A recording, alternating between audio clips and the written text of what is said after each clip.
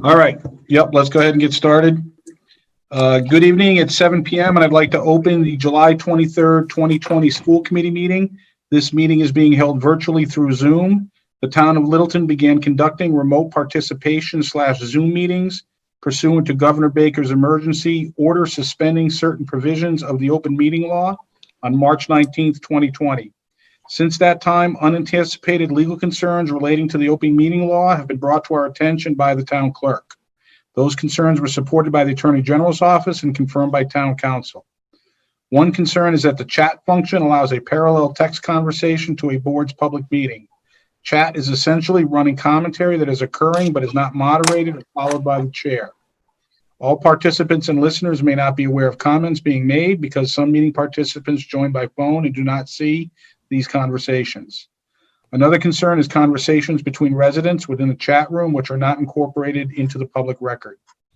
In response to these concerns, the town will implement the following changes, which in no way prohibit any member of the public from participating in discussion and sharing information during a public meeting, and will ensure that all listeners and participants have equal access to this meeting. People that join the Zoom meeting are set so their microphones are muted. If you called in by phone, please use *6 to mute or unmute your phone. So that the meeting can occur in an orderly fashion, we ask that people who join keep their microphones on mute so background noises do not interfere with the meeting. If you wish to participate in the meeting, please use the raise your hand function available on Zoom, or if you called in by phone, dial *9, which will activate the raise your hand function. The meeting host will notify the chair of the raised hands, and the chair will determine whether and when to allow public comment. When called upon, participants should unmute, then state their name and address. After speaking, we request that the participant return their microphone back to mute.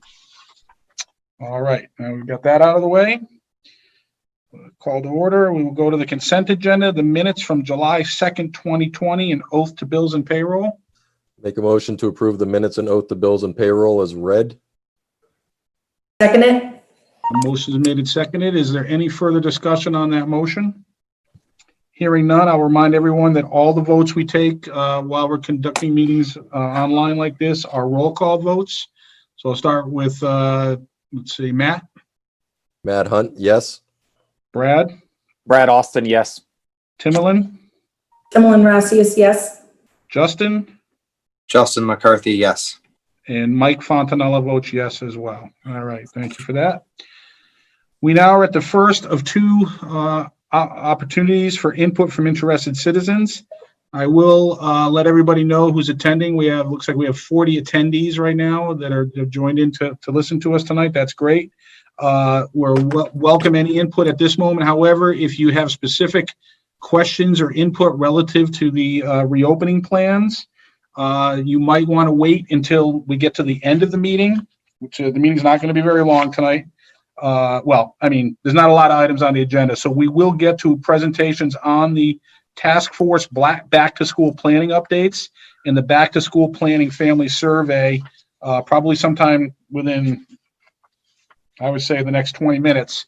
And after those presentations, if you have questions or input on the school reopening, it might be more meaningful to do it then. However, if anyone does have any comments right now about that or anything else in front of the school committee, just use the raise your hand function and we will recognize you and let you speak. I do not have any hands raised. Okay. We'll move on to recognition. Dr. Clenchey, do you want to welcome the new middle school assistant principal? Actually, I'm going to ask Principal Everhart to do that. Oh, okay. Hi, school committee. Thank you. It's a great pleasure to be able to introduce to you the new assistant principal at Littleton Middle School, Matt Levangie. Matt went through a process with quite a few highly qualified candidates and was far and away, a solid selection and has been a great addition even after just the first week that he's been in the building. In talking to his principals at his old school, they told me I was insane if I didn't hire him right then, that if I didn't do it immediately, someone else would. And so we were lucky enough to get him. And he's a former special ed teacher at Walsh Middle School in Framingham. He has quite a bit of experience in college basketball. He's been around. He knows kids. He gets the intricacies of a large system, but has clearly the kid interaction, the adult interaction to be able to handle the kind of challenges that we're going to face here in Littleton as we move forward this summer and into the fall. So without further ado, I'd like to introduce you to Matt. Welcome, Matt. Hello, everyone. Excuse the video. I'm on my phone. I couldn't get the app to work on my computer, but I'm super excited to be here. This is a great opportunity for me. I just want to thank everyone involved in the hiring process, and I'm just excited to hit the ground running. And whatever this school year holds, I'm ready for it and very excited. Thank you. All right, thank you, Matt. Welcome to Littleton. We look forward to having you on the team. It's an interesting time to come into any district, but we appreciate your enthusiasm and the enthusiasm that Jason's evincing on your behalf. So we're hopeful that it'll be a great addition to the staff. All right, under new business, we reorganized at our last meeting and we took some subcommittee assignments, passed them around to different people. There are 2 committees where we have representation on other town committees. And because those are not our committees, we do require a recorded vote to appoint people to those committees. So the first one is the Permanent Municipal Building Committee. We had come to a consensus that Timolin Rossius would be our appointee on that. So I need a motion to appoint Timolin to the PMBC. Make a motion to appoint Timolin Rossius to the PMBC. Second. All right, motion made and seconded. Is there any further discussion on that motion? All right, hearing none, I'll call for another roll call vote. Matt? Matt Hunt, yes. Brad? Brad Austin, yes. Timolin? Timolin Rossius, yes. Justin? Justin McCarthy, yes. And Mike Fontanella votes yes as well. The second one that we need to do is we have an appointment to the Master Plan Implementation Committee. And we agreed, I am the current rep. We agreed that I would continue to be the rep, but we do need to record a vote on that. So I will entertain a motion for that. Make a motion to appoint or keep Mike Fontanella as the appointee to the Master Plan Implementation Committee. Second. Motion made and seconded. Is there any discussion on that motion? Hearing none, I'll call for a roll call vote. Matt? Matt Hunt, yes. Brad? Brad Austin, yes. Timolin? Timolin Rossius, yes. Justin? Justin McCarthy, yes. And Mike Fontanella reluctantly votes yes as well. All right, Dr. Clenchy, we have a couple presentations related to the reopening. Yes, Go thank ahead you. with those. You bet. Good evening, everybody. I'd like to start off by thanking the district and school-based reopening committees for their excellent work in helping us design the 3 learning plans. Our school-based task forces consist of administrators, staff, parent representatives from both the school council and PTA or PTA, and parent representatives of children who are on IEPs. I'd also like to thank our school member, Brad Austin, for sitting on the task force with us as well. It's been very helpful. Brad has had some excellent questions, and we're glad that he's with us during these meetings. Tonight, we're going to be presenting 2 draft plans, a remote learning plan and an in-person learning plan. Our reopening task forces are currently working on the hybrid model of learning, and that plan should be ready to go next Wednesday. And we will, though, provide an we'll provide an overview of the various components that will comprise the hybrid learning plans. All 3 models are considered to be a change in working conditions, and as a result, the teachers union has a right to negotiate these changes with the school committee. The school committee has had its first negotiation meeting with the Littleton Teachers Association, and we'll be having a number of more meetings to come to an agreement on what these plans or the plan of choice should look like. As I've already said, the hybrid learning plan will be presented to the district task force next Wednesday, July 29th. After that, our schools will be holding parent forums on Thursday, July 30th, Monday, July 3rd, Monday, August 3rd, Tuesday, August 4th, and Wednesday, August 5th. We'll be sending a letter home tomorrow with the time and date for each school presentation. The purpose of the forum will be to present each school's models of learning, in-person learning, remote learning, and hybrid learning plans. It's important that our public, our stakeholders have a good idea of what these plans contain. After this evening, for the first two plans, you'll be well informed, and we'll certainly present the hybrid model during the forums. We're hoping that at the end of the presentation, the public will have a really good understanding of the three models and the direction that we possibly could go in. We'll also be entertaining some questions during that forum. And we will be sending a third survey home that will be very similar to the survey that we just administered, just to get an idea of whether people feel the same way or they've actually changed their minds with the information that we provided, and of course the information that they're hearing not only in our communities but around our nation.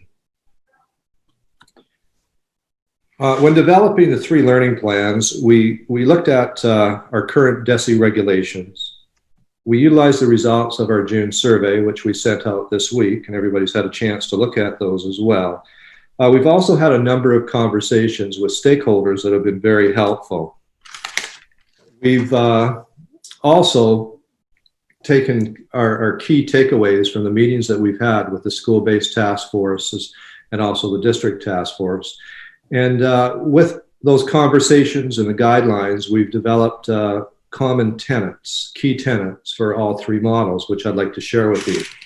The first tenet is adhering to time on learning requirements. The second, replicating and enhancing instruction that would take place in school classrooms. We want to replicate the school classroom as much as possible. Development of common schedules for the three models of learning. Use of high quality curricular materials. Daily connections with all students. And well-coined synchronous and asynchronous learning opportunities. Those tenets are interwoven into all three of our learning plans. Later on, after the presentation is over, I'll talk a bit about process from the forums on, so that the public has a good idea of where we're headed and when we're hopefully going to be making a decision in terms of what plan we're going to endorse for the September school start. At this time, I'd like to turn the presentation over to our Director of Curriculum, Beth, and Mrs. Beth Steele, and she'll give a brief overview of the three different models of learning. After that, each principal will discuss the two models that we said we were going to discuss tonight, the remote learning model and the in-person model. So Beth, I'll turn it over to you.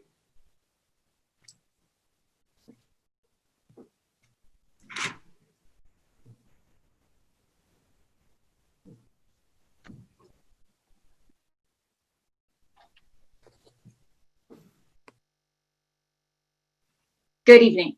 Hopefully everyone can hear me now. I think I forgot to unmute myself. Goodness. Thank you so much, Dr. Schcmte, for the intro here. So as we progress through the presentation this evening, I just want to make note of the very first slide, the statement that is on that first slide, which is really important. Dr. Schcmte already mentioned it, that all the plans that we're providing in this evening's presentation are still in draft mode at this point in time. So it's just important to remember that this is still a work in progress at this point in time. So as Dr. Schcmte said, we have three plans this evening. And on the next slide, what you see here is a visual. And you've seen this now within a letter, within the survey. This visual actually comes from the Department of Elementary and Secondary Education. It's the continuum of fall reopening models. When we look at this, the far left side of this visual is a return without restrictions. We all know at this point in time, there is no way that that is happening. And so that is not even within our radar of planning for. And so the three that are to the right of that are the models for which we are currently planning. And those are the three models for which we have to create the plans required by DESE, or the Department of Elementary Secondary Education. And so those are the three that we'll discuss this evening with you. the first in person, and then the hybrid, and then lastly, the remote.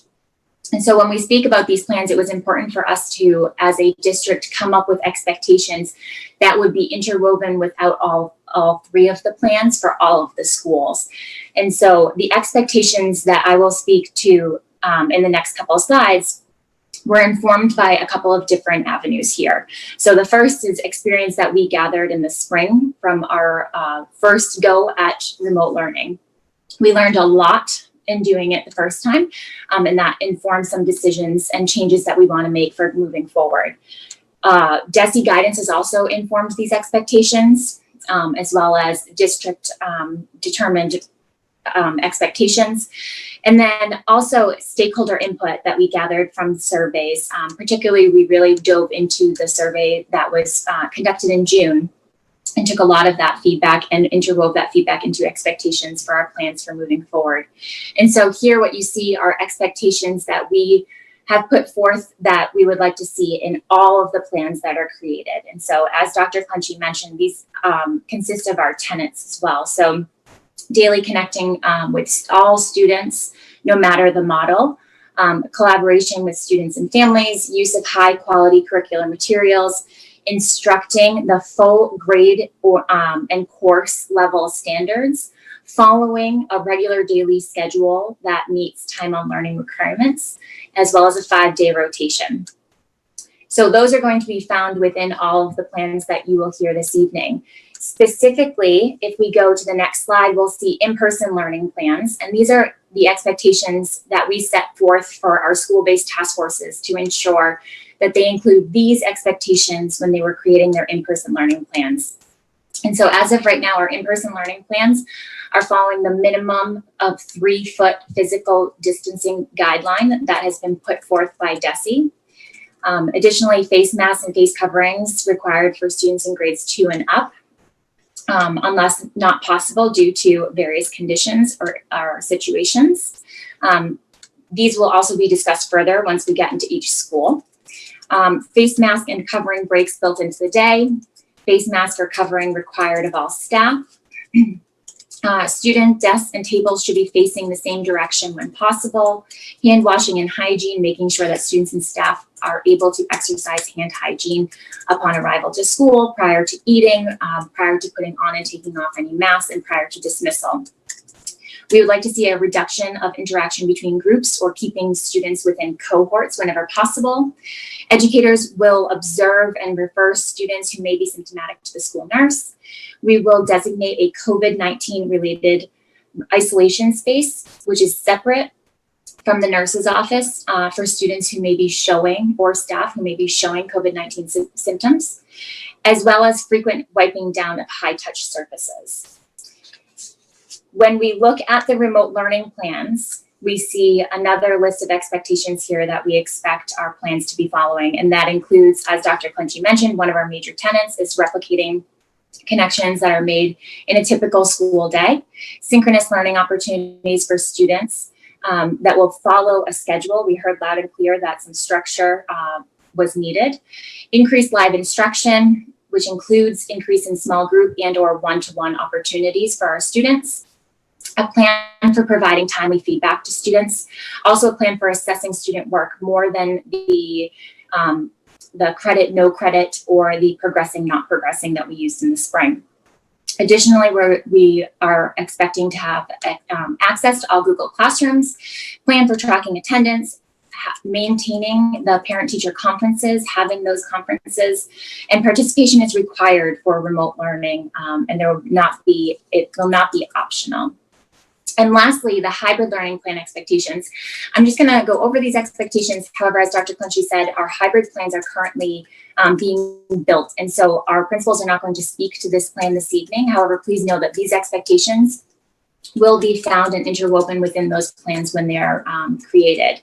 And so for these plans, we expect, again, to have a replication of the connections made in a typical school day.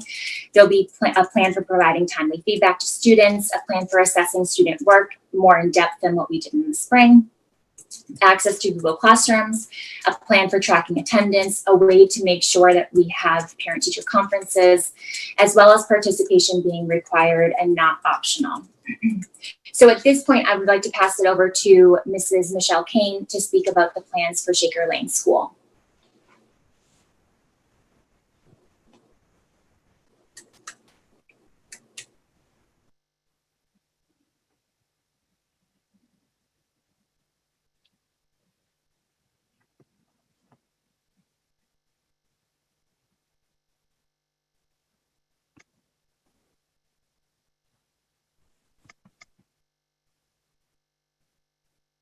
Hey, how about that? I was halfway through my presentation. All Much right, better. I'm gonna come back. All right, thank you, Beth, for that introduction. I got the mute button. I just wanted to stop and for a moment just thank the team at Shaker Lane. That team is made up of quite a few members, staff members, administration, and parents. Ms. Deacon, our assistant principal, Allison Bullock, Rosaria coaches, Kelly Hart, and Kristen Mammis, our staff representatives, and our parent community representatives, Crystal Aharonian, Emily Clark, Tarsha Clark, and Mark Rosenblum have been very instrumental in starting the planning for us. Some of the things that I'll speak to you just heard a little bit about, so I apologize for the redundancy, but we feel it's important to highlight them, especially at Shaker Lane. The first piece that we talked about was individualizing learning materials for students. Where we have a lot of students that share materials, we want to make sure that in our in-person full plan that each child has their own learning materials, their own foundation kits, math books. So the sharing of materials would probably not be an option. We're really focusing on individual materials for students. Foundations in math, typically that is broken up into small group. Because of the nature of the plan, this would be whole group instruction. There might be an opportunity for the teacher to congregate near a group of desks for a smaller group of instruction, but the gist of that curriculum would be now taught whole group. We were in discussion about having clear masks for kindergarten and first grade students to assist with foundations, second steps, social skills, possibly some of our specialist speech and language classes, so that the teachers can give the students feedback on the position of their mouth, where they're positioning their tongue, when they're practicing letter sounds. So clear masks would be beneficial for our K-1 students. We feel very strongly that foundations, English language arts, writing, and math instruction would take place every day in the in-person model. So that's something we focused on. Science and social studies will be instructed. We have time designated throughout the week, but we would also incorporate some of that and embed it in reading and writing subjects when possible. A strong emphasis on supporting our social emotional learning. Just due to the nature of what we've been through, and the kids have not been in school, and we usually are the foundation of that. So we would continue with our weekly second step lessons, daily instruction in SEL through our morning meetings, read alouds, and situational events that pop up throughout the day. We talked about starting the year off with a solid technology instruction for our students, so that if we were to go hybrid or remote, that our students would know and have a strong understanding how to use Seesaw and Google Classroom and not be put in the predicament that we were in the spring. So we really front load that instruction right from the start if we were an in-person model. We also are going to increase parent communication, inclusive of our students with disabilities, English language learners, all of our students, but that was definitely some guidance from the Department of Ed and also the feedback we received from parents on the surveys in the spring. We're going to continue to explore in-class support for our students with disabilities and English language learners. The model to keep the cohorts together and not bring too many people into the classroom we need to think a little bit more about how we're going to get service providers to provide support in the classroom, either through a video or some other support. So we need to dig a little deeper on how we're going to try to limit that cohort's interaction with other staff members and bring that support into the classroom. That was the curriculum piece of our in-person plan. And then the second slide has other considerations that we are definitely going to dive deeper into once we find out if this model is where we're really heading. But this is kind of the gist of it. Again, this is just a little piece of what we have in our plan. So we talked about 3 feet distance with masks.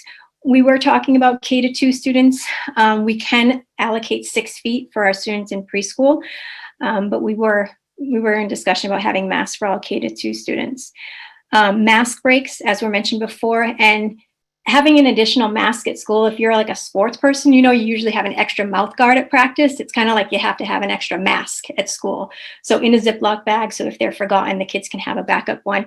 We'll also be able to provide them at the school level as well. We're striving for outdoor mask breaks as much as possible to try and have proper air circulation when the kids have their masks off. As far as arrival and dismissal, I can give you some ideas of what we're going to do, but this is really going to depend on the final survey results, which either make more children coming by car or by bus. So this is what we are planning at this time. That arrival at school, depending on the final results and the volume that is desired from parents, we would have our second graders enter up through the preschool entrance, and they'd be right in that hallway. Then we'd come down the Shaker Lane cul-de-sac, and we'd have either our transitional and first grade students come through the middle door, and then down heading through the front door would be our kindergarten students. We've also discussed having K transitional and 1 come through the front door. Again, that would depend on the volume determined by the survey from the parents. In regards to dismissal, again, more discussion once we have those survey results. But our car riders, we would have them line up in the cafeteria with marks on the floor where they would stand, so many tiles between them. And we dismiss to 4 cars at a time in the actual circle in front of Shaker Lane where our typical dismissal is. Our walkers would be lined up at the front door, again, with marks on the floor, having that proper distance. The walker line parents, we'd have them lined up under the portico, and we dismiss one child to one parent at a time. And the goal would be for our walkers to be completely dismissed before we start loading buses. And we would have second graders go out the preschool door to buses, first graders out the middle door, first and transitional, and then kindergarten out the front door. So that's our tentative plan in the moment. Increase hand sanitization. Beth Steele talked about that. Before and after eating, preferably hand washing at that time. Arrival at school, before dismissal, before and after recess, anytime they enter or exit the classroom, and before and after taking off masks. Frequent high touch cleaning of surfaces. We talked about door handles and desks, staff, mostly managing that piece during the day, and then the custodians at the end of the day. Restroom signage, kids at this level of visuals. So we're thinking of having 2, like a stop and a go sign, 2 of them on the door or 1 of them on the door. And it's just a big red sign. There's a dot outside where they'd wait, hand sanitizer there. If they see red, they can't enter. If they see green, there's going to be an occasion where the kid forgets to flip that. So we'll have to probably monitor the bathrooms and look at that point, but really trying to limit the number of kids that are in the bathroom at one time. Hallway procedures, we talked about signage, having arrows on the floor, one-way direction on the right, because the kids tend to love to fly right down the middle. What kid doesn't like an open hallway? So we really want them to stay one side, always to the right for passing. We have tentatively decided that we'd have designated recess space and classroom equipment outside. We would cone off an area for a second grade classroom. All of the classrooms, cone off a second grade, 6 of the second grades, 6 of the first grades to have that open space. Equipment would be designated per class, not shared equipment like we currently have for all of the classes. Specialists, we discussed having them in the classroom, PE outside when possible. Lunches will get a little tricky.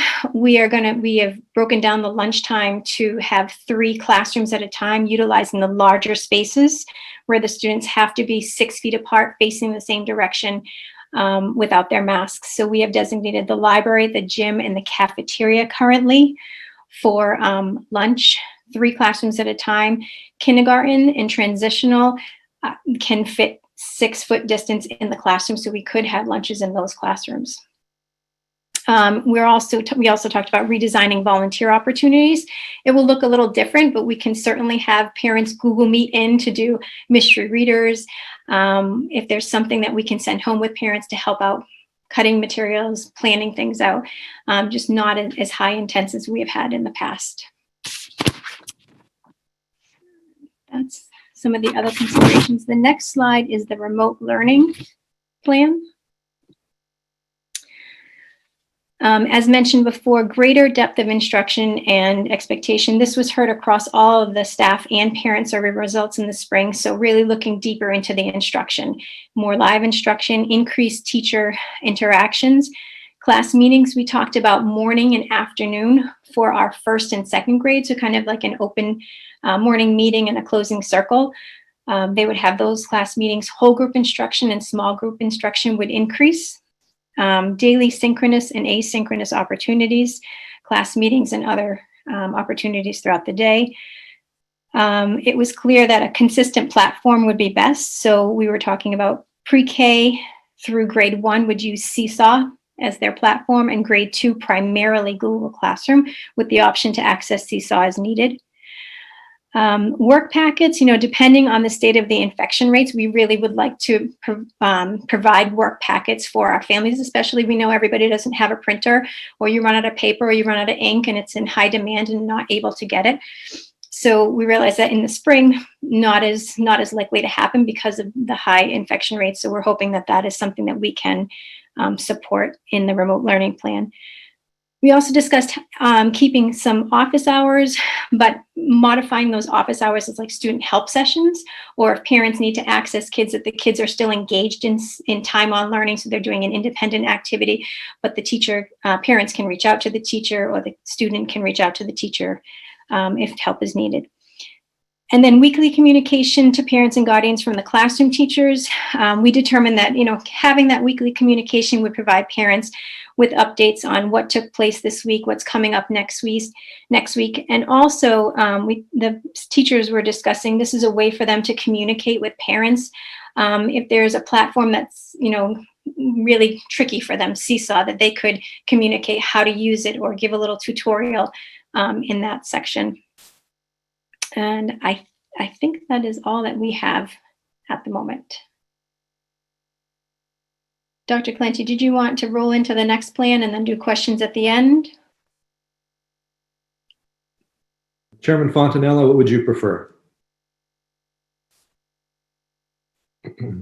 I don't know. What do the other committee members want to do? My personal preference is to go through all the plans and then give the school committee an opportunity to ask questions and give input, and then open it to public questions and input. That sounds good to me. One thing I'd like to also add before we go on to the Russell Street presentation is we have ordered Chromebooks for all of our students in grades 2 to 5. And they should be ready to go for the start of the school year.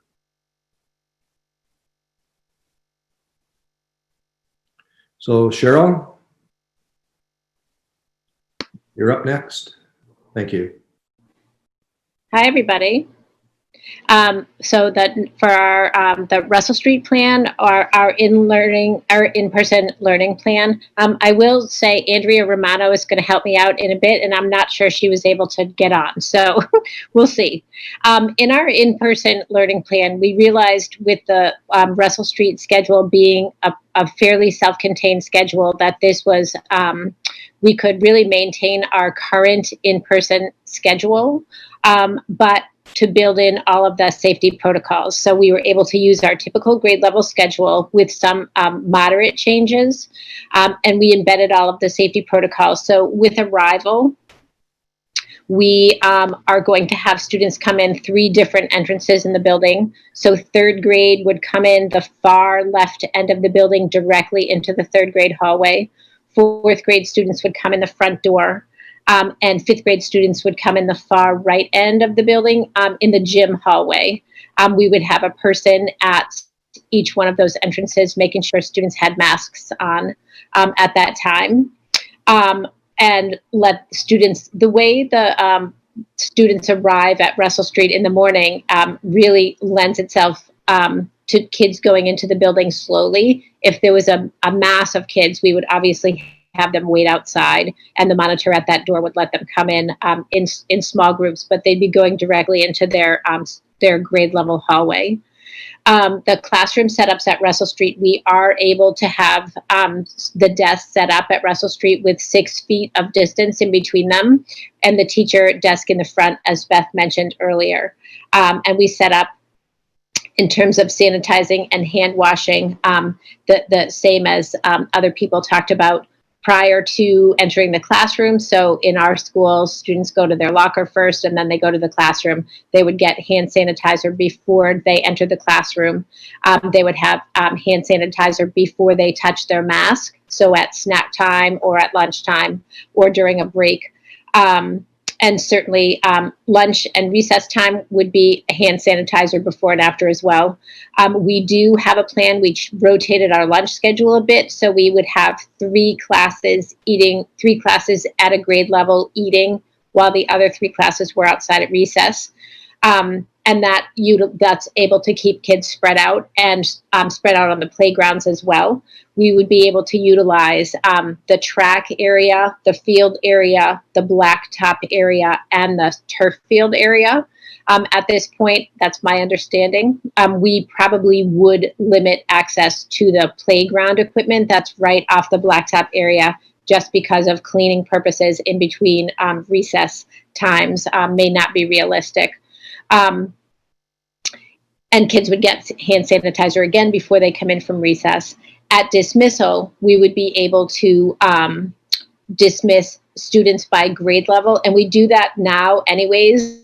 We call buses individually, so students could come. We could call individual buses by individual grade level as well. So we would scatter the dismissal out to buses at the end of the day.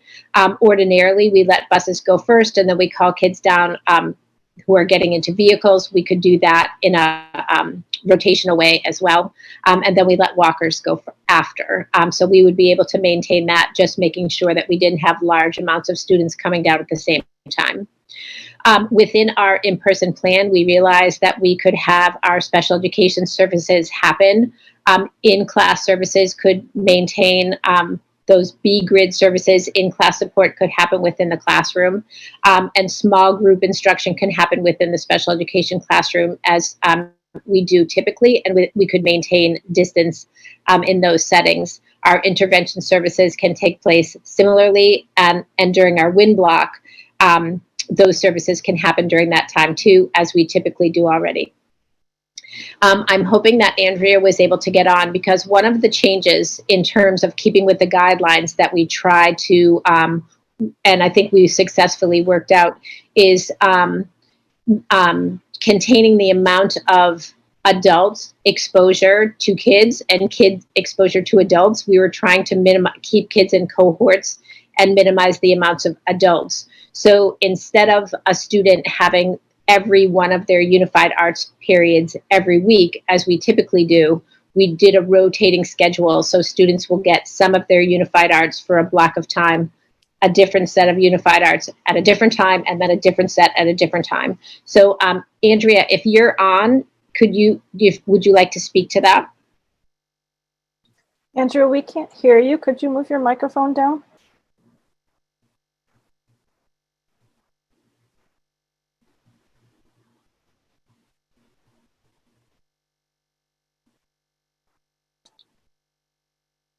Do we have Andrea? She is here. She's just having some audio issues. Oh, okay. I'm happy to go on, and then to continue on the next slide, and then if Andrea comes on, she can talk a little bit more specifically about that. Would that be okay? Yeah, that's fine. Okay. All right. So if I could go to the next slide.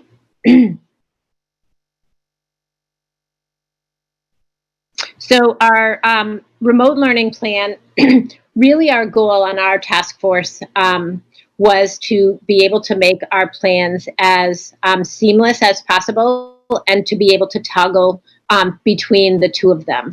So our remote learning plan, we really took into account all of the information from the surveys that parents had given in terms of their concerns about what had happened in the spring. And obviously, while I think we did a good job in the spring, it wasn't as good as we know it can be. So we started with our typical in-person schedule that I just discussed with you, and we adapted from there. We incorporated all of the suggestions that from the parent survey results.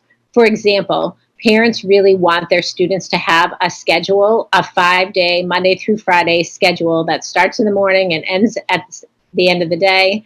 And so we maintained our regular school schedule in our remote plan. We incorporated as much in-person teaching as possible, which is what parents really asked for. We also incorporated small group meeting times. Parents indicated that when their student got onto a meeting that 20 kids were at, they didn't necessarily want to speak up or ask for help in a group of 20. So the small group meeting times would be preferable. We built in flexibility around when tasks are expected to be done and when they're due. But we did incorporate daily tasks, which parents really asked for strongly, to have something for their student to do each day that they knew they were responsible for. We wanted to build in connections with other students.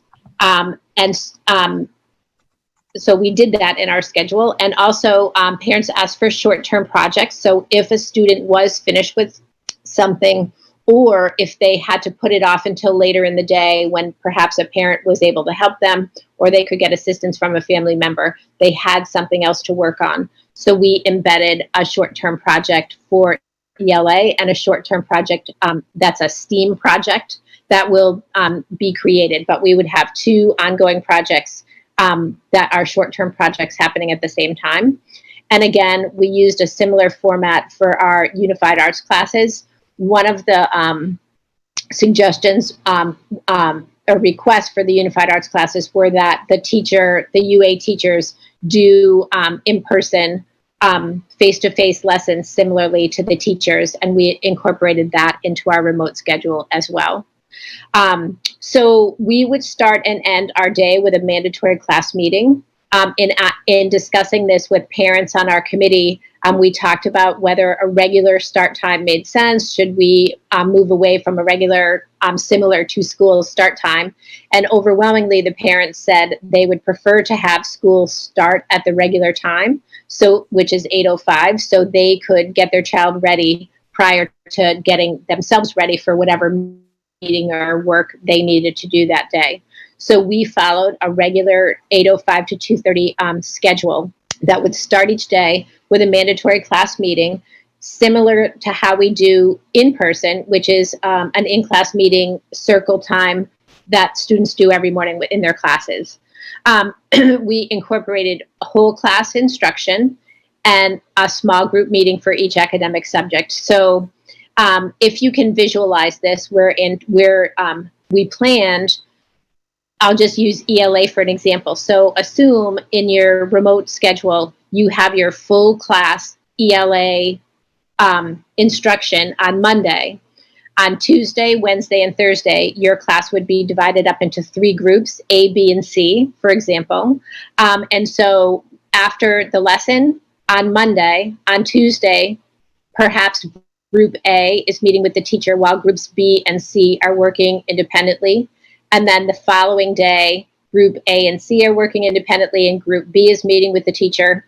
And then the third day, Group C is meeting with the teacher when A and B is working independently. And we followed that model of full class instruction and then ABC for 3 days for all of our academics, ELA, math, reading, science, and social studies. And it waterfalls really nicely. We built in a social emotional learning lesson that will be taught weekly at each grade level. Our Unified Arts classes will be taught by their teachers. We built in a short-term project, like I indicated, for ELA and a STEAM project. We want to use consistent online platforms, and as Mrs. Kane said, we want to really make sure that parents understand the platforms and that they're familiar with how to use them, and the students are as well. So we would be doing some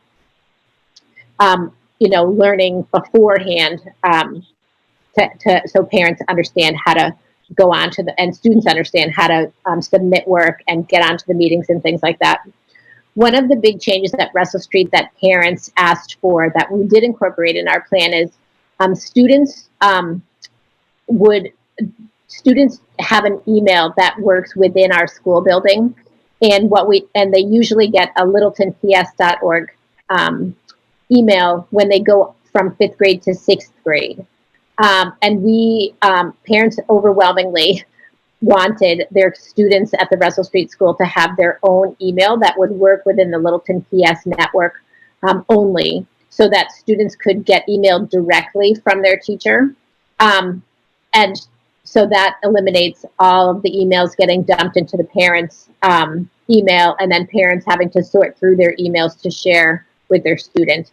And so we are talking about implementing that and making sure that at the beginning of the year, we talk to students about the safety protocols around emailing and using email. But that certainly was something that parents requested for the remote learning. We talked about having parents be able to access teachers, after school via email, if they needed assistance, and also incorporating potentially those after school help times that would be in place if we were present in the building. And I don't know if Andrea is on to add anything. I'm going to try to speak. Can anyone hear me? We can hear you. Oh my goodness. First of all, my apologies. I thought that everything was set up and ready to go tonight. And of course, my first time here, it didn't work out. So thank you for having me. For those of you who I have not yet met, my name is Andrea Romano, and I'm the interim assistant principal at Russell Street School. And so thank you for having me as part of the conversation tonight. Just to speak briefly about the exciting schedule that we've been able to put together so far for these two plans. One of the things that was really important was being able to minimize the number of students that unified arts teachers were coming in contact with, as well as reducing the number of teachers that students were coming in contact with in all of our plans, in terms of the in-person plan, and then later at another time, the hybrid plan. So what we did is at Russell Street School, unified arts teachers teach the 18 classes typically per week. And we were able to use the trimester format as a framework to reduce those number of classes. So each teacher, I guess I'll just use Mr. Gansenberg, the music teacher, as an example.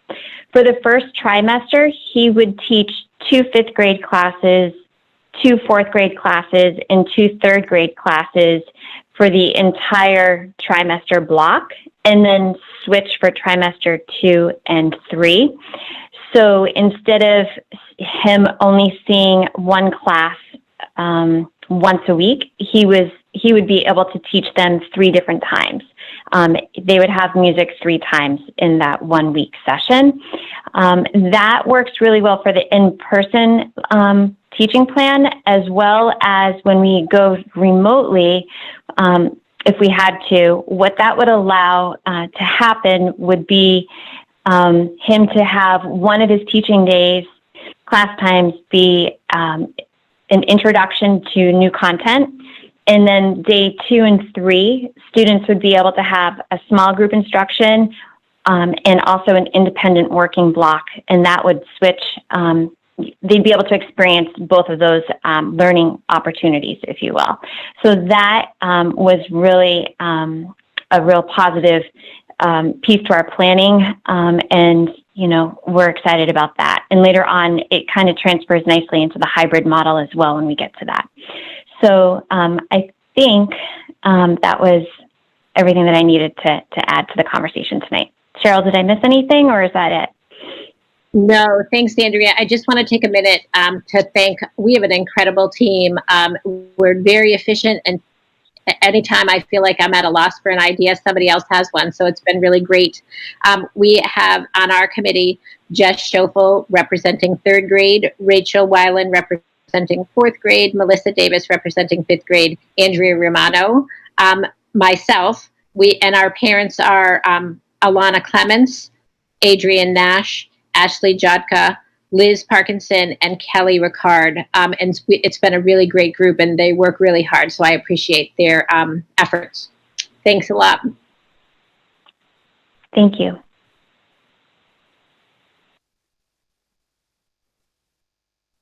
And the middle school. All right. Well, thank you. First, before we get started, I just want to say thank you, a deep thank you to our task force, made up of Assistant Principal Matt Levangi, teacher representatives Diane Tricana, Amy Tatro, and Angie Gresco, and parent representatives Michelle Berry, Sarah Donovan, Kathy Olson, Deb Rule, Ann Neary, and Michelle DeVogel.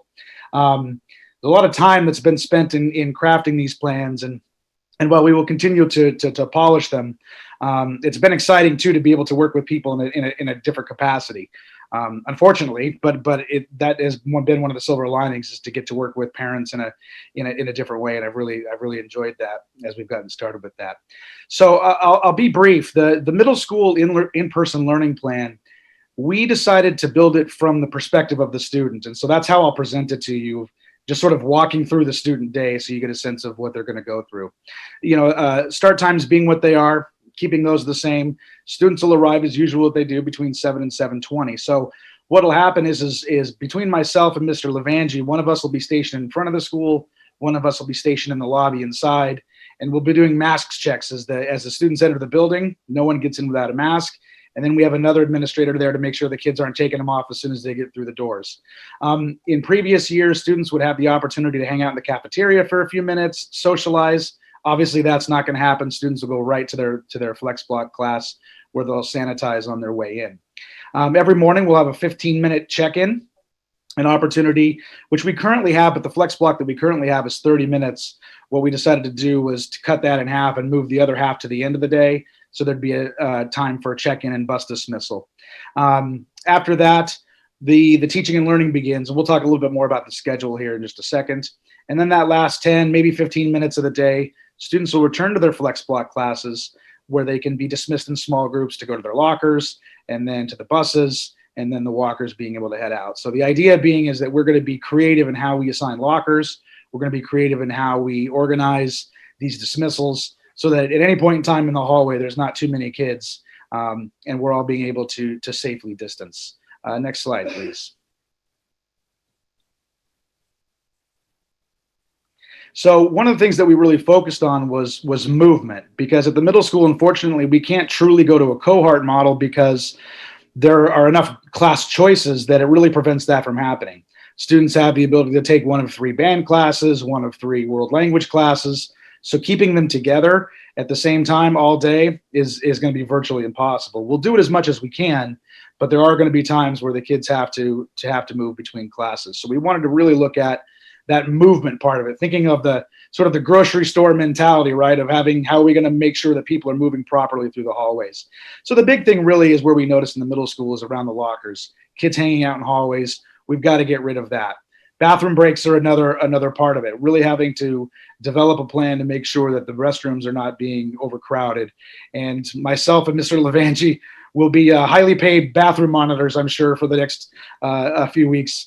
But I think that's what we're going to have to do to make sure that the kids know that we're serious about hanging out in those bathrooms, and also just making sure that we have time for kids to have mask breaks. We're going to build 3 mask breaks into the day, so they have an opportunity when the weather's good to get outside, get a little fresh air, safely distance, and then return to class without missing any instructional time. And one of the ways that we'll do that is we'll map the school and really think about flow and which direction kids will be going. So it'll look a lot like a supermarket. We might even get sticky arrows to go on the ground, labeled so that kids know where they're going to go. As far as the schedule goes, the idea of trying to reduce the number of classes was a little difficult given the structure of the middle school schedule.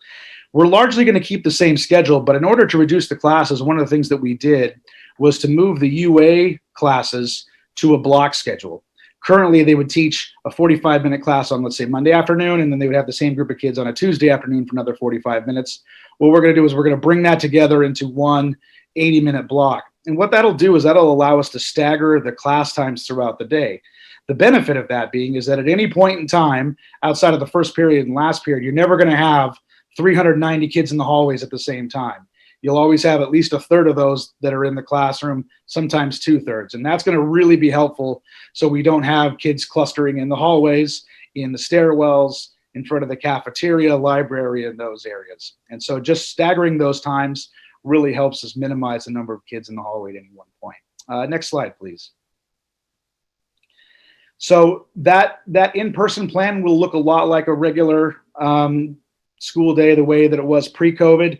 Our remote learning plan is going to be a bit of a departure. Really, again, trying to look at how do we make sure that we provide the maximum amount of instructional time to keep the rigor that we come to expect in Littleton, and also to be realistic about what students in middle school are able to, how long they're able to stay focused, how long they're able to work, and how long our educators are able to make sure to maintain that momentum.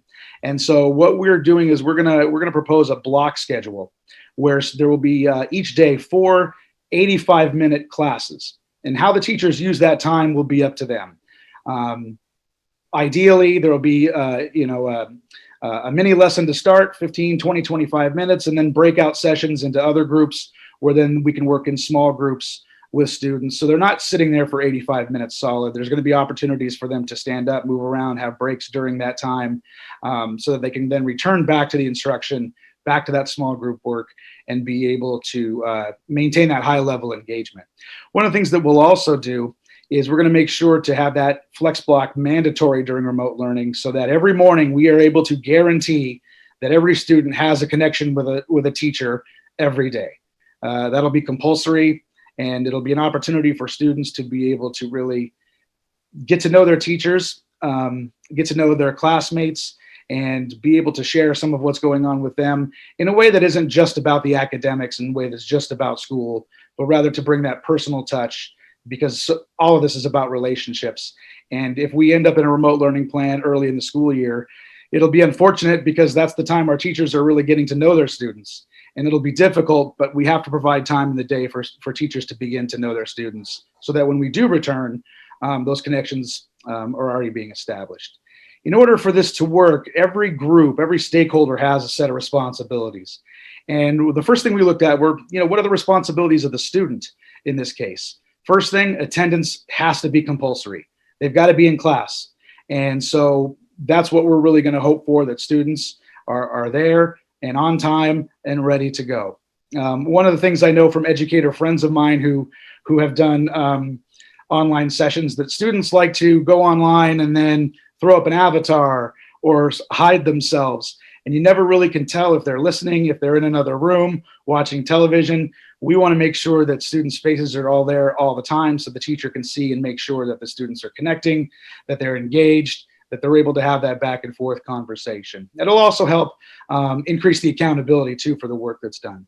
The other responsibilities, students have to make sure their Chromebooks are charged, that their materials are ready, and that their homework and their projects are done in a timely manner. And that way, it's going to be very much like the school day. The hope is to maintain those same level of expectations around effort and time for our students. Next slide, please. Our educators have responsibilities that we want to highlight. Live teaching. We want to make sure that that's really a part of what we're doing. That's where those really great connections happen, and that's where the learning and that momentum and that engagement is going to take place. One of the things that I think our teachers will like to hear is to bring the grading policy and the late work policies back to pre-COVID expectations. They found that the credit, no credit for some students didn't provide enough motivation. Being able to go back to the traditional grading policy, late work expectations, I think they'll be excited to know that'll be something that students will be expected to do. We also want to make sure that our educators have a clearly defined schedule for assignments and homework. We want to make sure that parents understand what the assignments are, that they know when the due dates are, and that the students know that. One of the things that we saw in the survey, I know our educators were communicating with students frequently. We want to make sure that goes across the board, so everybody knows what the assignments, the homework expectations are. So that clear and consistent communication with families would be important. The administrators, myself and Matt, will definitely have more responsibilities than what are listed here, but one of the things that we want to do prior to, whenever we do decide on the plan, we want to have a series of town halls, one per grade. We'd like to invite the teachers there to be a part of it virtually, and really sort of help begin to prep our families and prep our students for what this is going to look like when school begins. We want to be able to begin that first day of school hitting the ground running so that everybody knows how this is going to work, what's expected, and what they can expect from us. And so to do that, we'd like to offer a series of town hall events at the end of August for families to be able to do that, ask questions, get information. It'll be incumbent upon us as well to really increase the communication from myself and Mr. Levangie at the end of every week, making sure that teams are reporting what it is that they're working on, what they've got coming up, and making sure that parents have a real rich understanding of what's happening in the middle school. So streamlining that communication will be important as well, so that families aren't getting 10 different emails from 10 different teachers plus the principals, really finding a way to streamline that so that the rest of the emails don't become white noise. And then finally, there are some family responsibilities. We ask that families help establish routines at home to make sure that their students are up at school, that they have a quiet place, that they have their materials ready, that families become familiar with Aspen and Google Classroom so they know how these programs work so they too can check up on their students' progress. And then finally, to check in to respond to email regularly so that there's a clear path, a two-way form of communication between educator and family. And so really what we're trying to do is build a partnership with our families.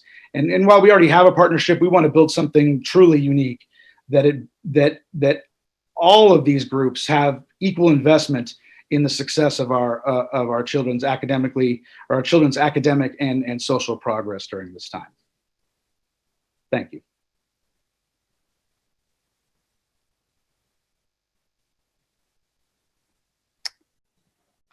Okay, folks, I think I'm up. Are we ready to go, Mr. Chairman? Yeah. Thanks, Dr. Harrington. All right. Thank you, Mr. Everhart, for that presentation. You'll definitely see a fair amount of commonalities. I think Mrs. Steele laid it out pretty well with the themes that are captured in each school, the threads that run through it, and laid out the consistency and clarity that we want across all four buildings, culminating at the high school. In regards to the in-person learning model, obviously it has tremendous challenges in terms of the social or physical distancing. Right off the bat, I want to mention that. We did in our design or in our discussions at this point, and everything is in draft form across the board, across all buildings. We did look at a 3-foot social distancing marker to see how tenable it would be. It's certainly going to be challenging, but we feel that would be the one that would be, certainly all schools are talking about this. It's very difficult to pull off the 6-foot physical distancing. In regards to the in-person learning model, just right away, I'd like to thank our committee, our LHS task force, spearheaded by our assistant principal, Keith Camo, who's instrumental in drafting a modified block schedule. Mr. Everhart talked about his modified block. We're going to save the details for a modified block for the school committee after further review by our entire faculty. But I just want to mention tonight that it is a significant change. It's a reduction from 7 mods a day to 4 mods. And it allows for the ability for us to spend more time with kids in person and be more. It's going to require a lot of our teachers to adjust and learn how to be flexible and adjust their lesson plans to teach in a longer block.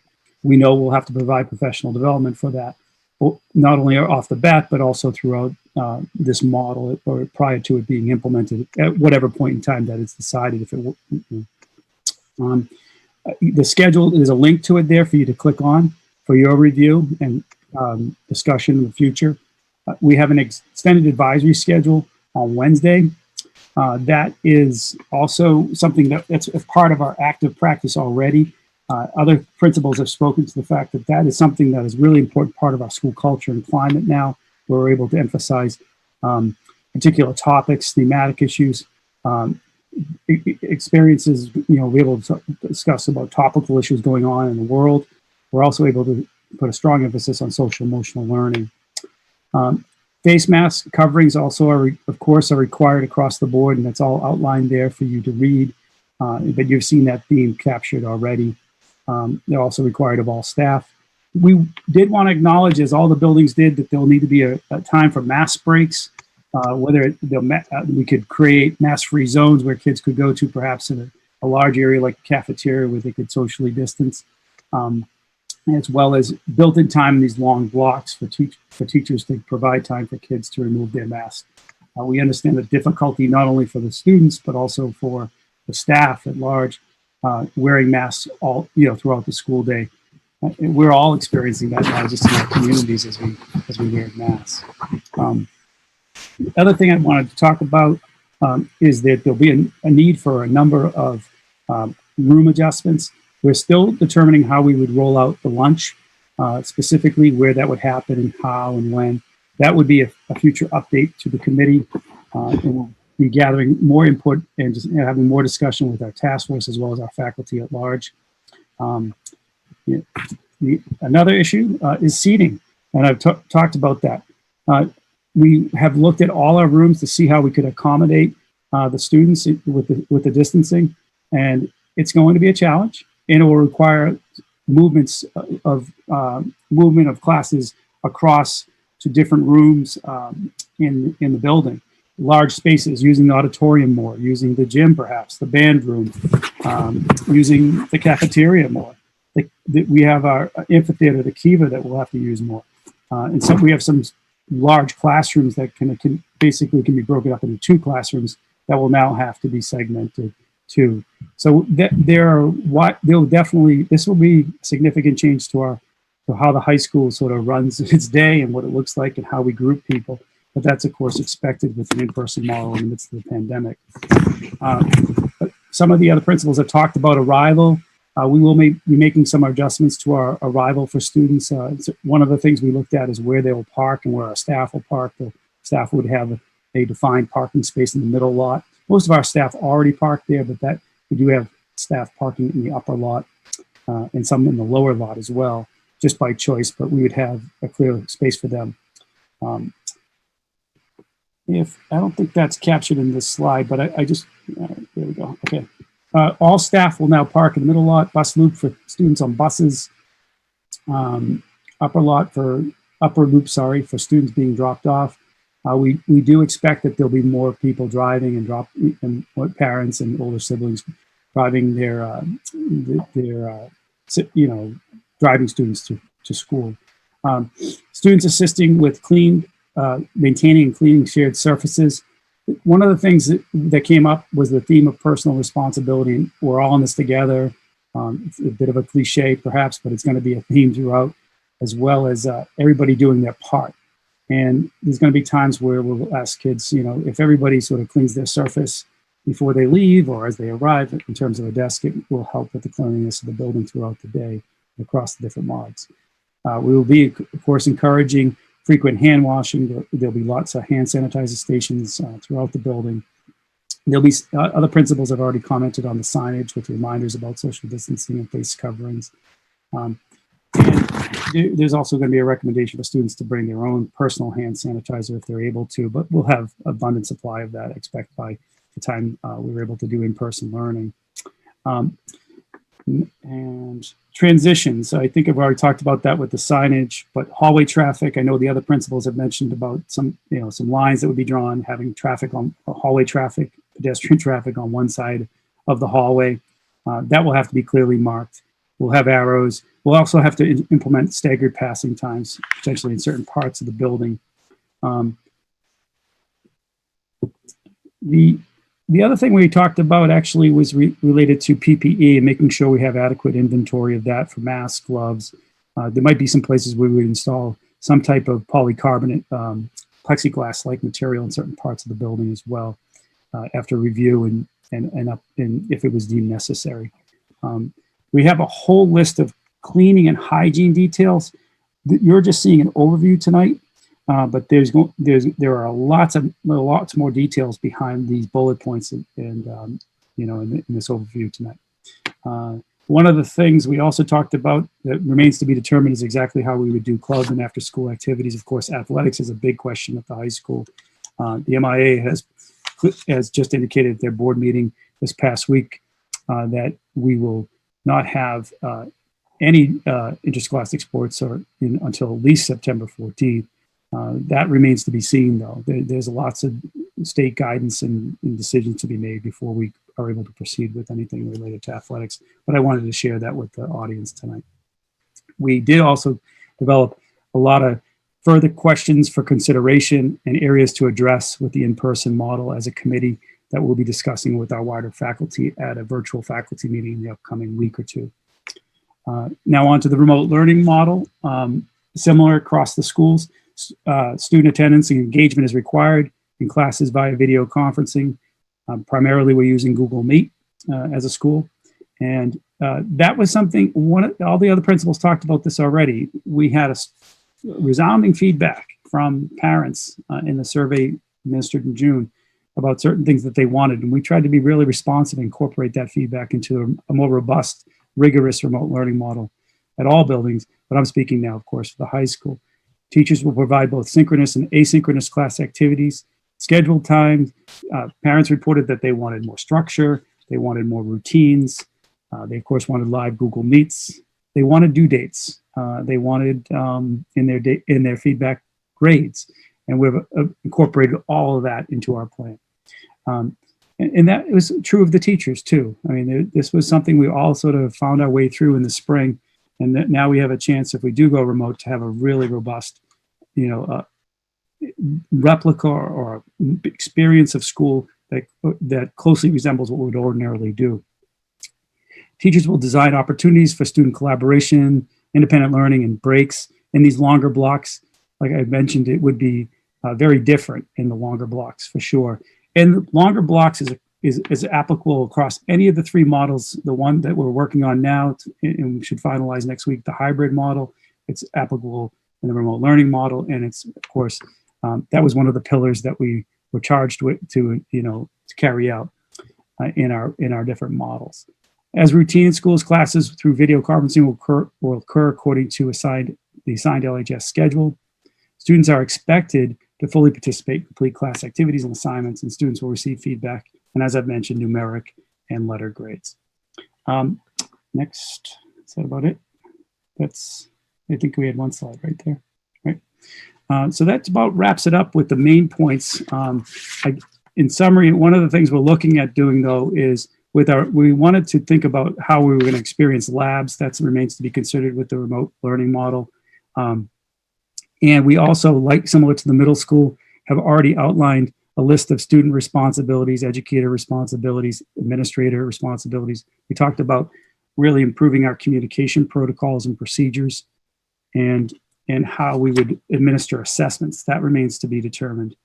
And one of the things we also will have in our plan is a clear understanding around professional development and understanding what we might need to survey new students who might have any technology needs. That about does it. All right, thank you. Before we go into discussion on this, I'd like to segue right into the presentation on the survey results that we have.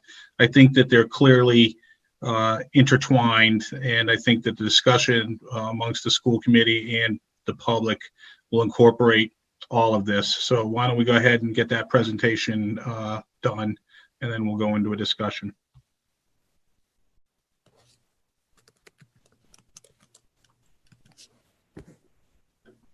I can jump right into it. I don't know if Dr. Clenchey, if you want to start off this presentation or if I should just go right in.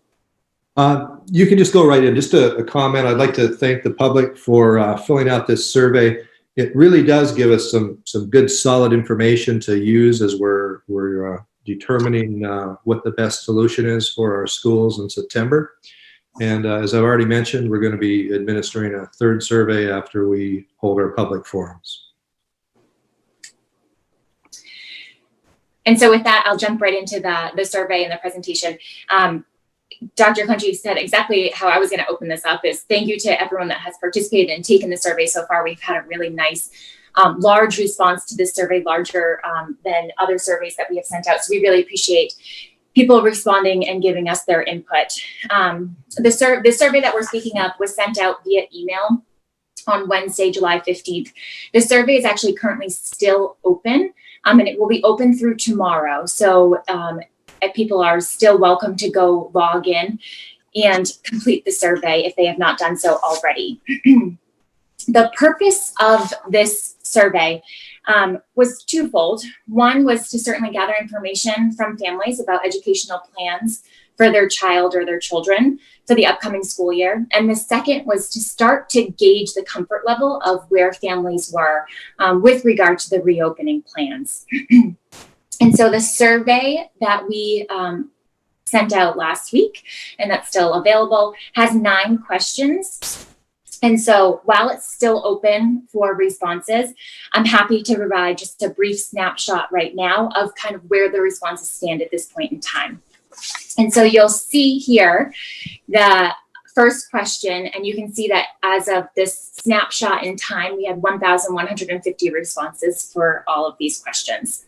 So the first question was just trying to get an indicator as to what school the child is in. And so what's really nice is that we kind of have an even-keeled breakdown of the representation of the 4 schools. So it's helpful for us to know kind of who's responding, and it's nice to see that it's not elementary heavy or secondary heavy. We're kind of seeing everyone responding, so we appreciate that. The second question asked about whether the respondent had read the initial fall school reopening guidance that was put out by DESE, the Department of Elementary Secondary Education. And it was linked there, and 91% of the respondents said that yes, they had read the guidance, which was really great. And we really appreciate the fact that our community is really engaged in this conversation. It definitely is helpful and makes for rich conversations. The third question is where we kind of really just jump right on in, and we ask, assuming appropriate safety measures were taken into place, what would be your preference for how your child returns to school in the fall? And the 3 answers were the 3 plans that we are charged with creating. So the in-person model, a remote model, and a hybrid model. And at this point in time, 17% decided that they wanted to do an all remote model at this point in time. 40% said a hybrid model, and 41% said an in-person model. So again, as our plans are firmed up, as Dr. Schcmte said, and he's going to give another timeline a little bit later, we do have intentions of sending a survey like this out again with this same question in order to find out what people's comfort levels are and if they have changed, and just with more knowledge, being able to make this decision again. So with the 4th question we put out there, was that if the school buildings were to reopen for in-person learning or a hybrid learning model, would you choose to keep your child home in the fall? And for this here, 10% of our respondents said yes, 30% said that they were not sure, and 59% said no. Again, when we resurvey, this will be important data for us to see if it has updated or changed when we send it out again. Question number 5, just on this one, we ask about transportation. As we all indicated, transportation is a concern with regard to any form of going back to the school buildings in any way. And so we asked of intention for transportation for the school year.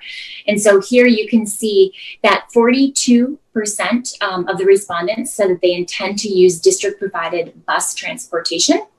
57% indicated that they intend to provide their own transportation, whether that's by car, driving their student, walking with their student, biking, or any other option of arriving to school.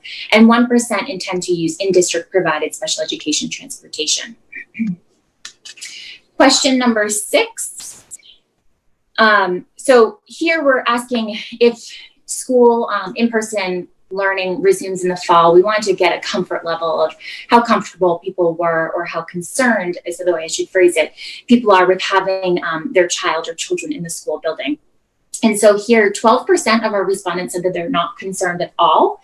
However, the remainder of our respondents did express some amount of concern. And so that is helpful for us to know in being able to make these decisions and being informed about this as to where our parents and guardians are standing. The next question, question number 7, and this was a little bit more of an open-ended question. You can select multiple options and also write in your own answer for this one. And so here we want to know that if you are concerned, what areas are of most concern to you? We want to make sure we're addressing those areas when we create these plans and share out this information. And so the number one area of concern for majority of our respondents was a lack of adherence to safety requirements by others. 741 respondents checked off that box. The other major, with 600 or above respondents checking it off as a concern, were physical health, physical distancing, and mask wearing. In the 500 range, 533 respondents said that the cleaning and sanitization protocols were of concern to them. 455 respondents said that social and emotional health was a concern to them. And then other write-ins, some of those write-ins, multiple people were expressing some of these concerns that included a transmission of the virus to family members, health of staff and students, knowing what the protocol is if a student or a staff member tested positive, as well as the concern of asymptomatic spreading. And so these concerns are really helpful for us to know where people are standing, where the major concerns are, so we can address them and share that information out with everyone if and when possible. Question number 8, we asked if your child or anyone in your household has health concerns that would prevent your child from returning to in-person learning. Here, 15% of our students said that yes, and 84% responded no to this. So again, indicative of how we move forward with our planning. Our last question, question number 9, was less a question and more space for our parents and guardians and family members to write out any questions or comments or considerations that they wanted for us to hear and to see. And so far, some major themes that are coming out of this is a concern of the number of people being in contact with each other, which is leading to being spreaders of the virus, as being kind of mass spreaders of the virus, or super spreaders. There is also the concern that there's a need for social and physical aspect of in-person school. There's a concern for the mental health of our students. There is concern of the trust in, excuse me, this one isn't a concern. Many respondents said that they have a lot of trust in the in-person learning structure that would be created, assuming that appropriate protocols were in place. Many respondents said that they'd like to see a reevaluation during the school year and not be locked into one decision for the year right now. And that's something that Dr. Clunchy and I have certainly had conversations about, of reflecting of what we're doing and reevaluating as we go. There was concern for students and or family members that are immunocompromised. Also concern for students wearing masks all day. It's definitely something that all of us, it's a concern of being able to wear a mask for that long. And so that's why you heard the mask breaks happening. But even concern of, are those mask breaks enough? There's also concern for the number of requirements for reopening in person. As we heard, there's certainly a lot of them. There's a concern about support and service delivery for students with individualized education plans. Also, there's a request for the same schedule for in-person as for remote, and having that schedule include live teaching. There was also a lot of responses here of just saying that there's so many unknown variables at this point in time. And lastly, many acknowledged the amount of hard work and hard decisions that were happening right now, and for everyone, for our staff, for our teachers, for our administrators creating plans, but also for families. These are really hard decisions and hard times. And so I appreciate all that acknowledge that and put that in there. So those are the surveys, again, as they stand right now. The survey is still open, so we need to acknowledge that this is a snapshot in time at this point. After the survey is closed tomorrow, we'll be able to take a deeper dive into the final results. But that's the survey overall as it stands right now. All right, thank you. Before I open this up to input from the school committee, which will then be followed by input from the public, Dr. Clench, I'd like to ask us for a reminder, how many days have the task forces been working on these plans? We started right after the long weekend. So about 2 weeks, 2 weeks. correct? Okay. So I just want everybody to keep in mind that we've been at it for 2 weeks. We've got sort of a high level look tonight at 2 of the 3 models. I would remind everybody, both school committee members and members of the public, these are draft plans. Nothing has been finalized. No decisions have been made about exactly what direction we're going to go in. There are definitely details that need to be fine-tuned or even determined. For instance, DESE just put out information on and guidance on busing and capacity for the buses today. So we haven't even had a chance, our task forces have had 0 chance to address that aspect, which is going to be extremely impactful based on the guidance that we saw, which is about 33% capacity on each bus based on what we usually do.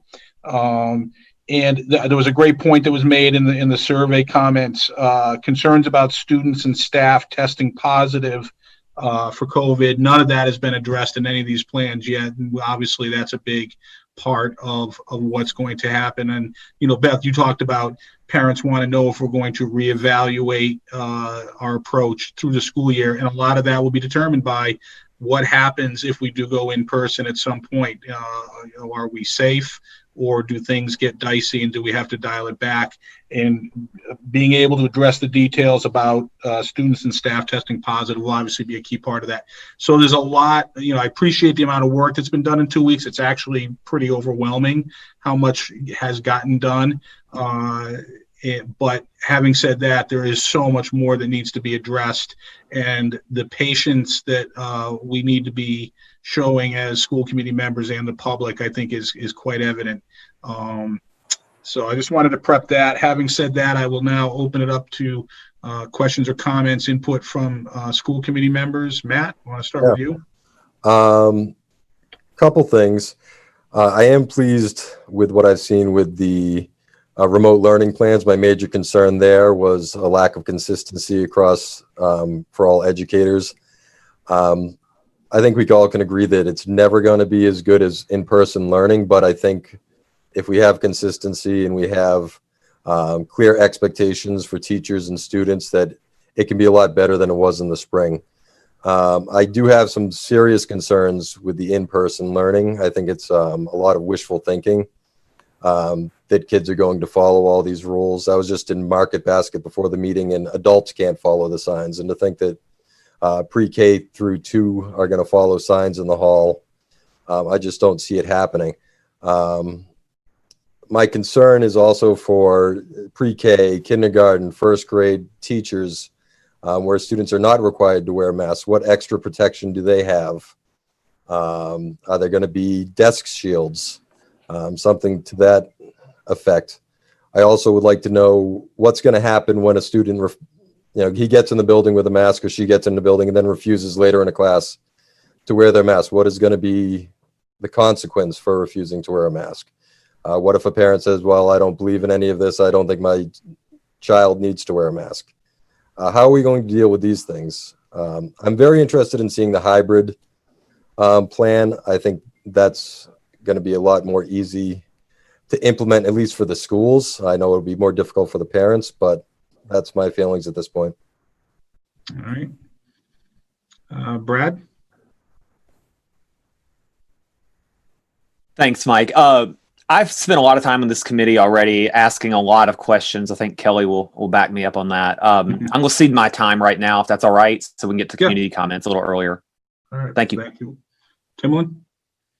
I just want to thank everyone that's been working on this back to school. I mean, it's a big task with a lot of moving parts and so much fluidity right now. But I agree with Matt. I like that there's a lot more structure with the remote learning but there are still so many moving parts. Like I can't even imagine how we're going to do it at the lower schools, having these kids keep their masks on, stay away from each other. The high school and middle school will be a little bit easier because they understand. But I think there's just so many more moving parts we need to deal with. And just one question. As far as like special ed and stuff, I didn't hear a lot of that. How are we at the higher schools going to try to implement any, pullouts that we need, or the special ed teachers? Are we implementing those into the remote learnings and in the in-person classes? Tim and I can address that. It really is dependent on the plan that's implemented at the time. With a hybrid plan and an in-person plan, we can replicate those services for high need students as we would if they were going to school every day. If we went to a remote plan, it would most likely be mostly remote or all remote. It's pretty hard to ask staff to come in when 90% or 95% of our staff are teaching remotely. So the model we implement will determine how much time we can have in-person pullouts or offerings for students. And if we go with remote, it would probably be remote, but certainly a lot more robust than we did last spring. And then I only have one more question. What happens if a teacher is out? I know that subs are very hard to come by, and that there's different subs in every class. Like a teacher could be out for a few days, and we may have a different sub every day. Are we working on something where it's a good pool where if a teacher is out or contracts COVID, do we have those plans yet? I mean, I know that I may be stepping ahead, putting the cart before the horse, but it's just something that. Well, we work very hard to establish and maintain a real good pool of subs. But you have to remember, these are different times, and we're not sure whether some of our subs will want to come back. Right. And if we have in-person or even a hybrid model, and in their opinion would be putting themselves at risk. So that is an unknown. I mean, it's always difficult when a teacher becomes ill and is out for a period of time. And we've been very fortunate to have very high quality substitutes come into our classrooms. But in the past 2 or 3 years, there's been a shortage of subs. Right. And we're just fortunate enough that we have a base that has stayed with us. So it is a concern. Okay. Thank you. That's all. Thank you. Justin? Sure. I just wanted to share that I think that from what I heard tonight, all of the plans were very well thought out, and I was pretty impressed with all of the different schools, the thought process through how they were going to use the different facilities. I think if I reflect back upon when we announced that we were going to, be out of school for 2 weeks, I mean, I thought that was going to solve the problem back in March, right? Here we are months later thinking we might maybe not even go back. So I think what we learned here was we need to prepare for the worst and hope for the best. And I think that's what we're doing. So I wanted to thank everyone for their efforts thus far. Some of the things that I'm most interested in hearing about going forward is the hybrid model. Because I think that might be where we end up, or where most families are going to be comfortable. And I'm most interested in hearing about how we're going to make the decision, or who's going to make the decision, or what the triggering factors are going to be to switch from an in-person to a hybrid to a remote. I know that we're possibly weeks away from that, but I think that's what causes a lot of anxious parents and community members out there.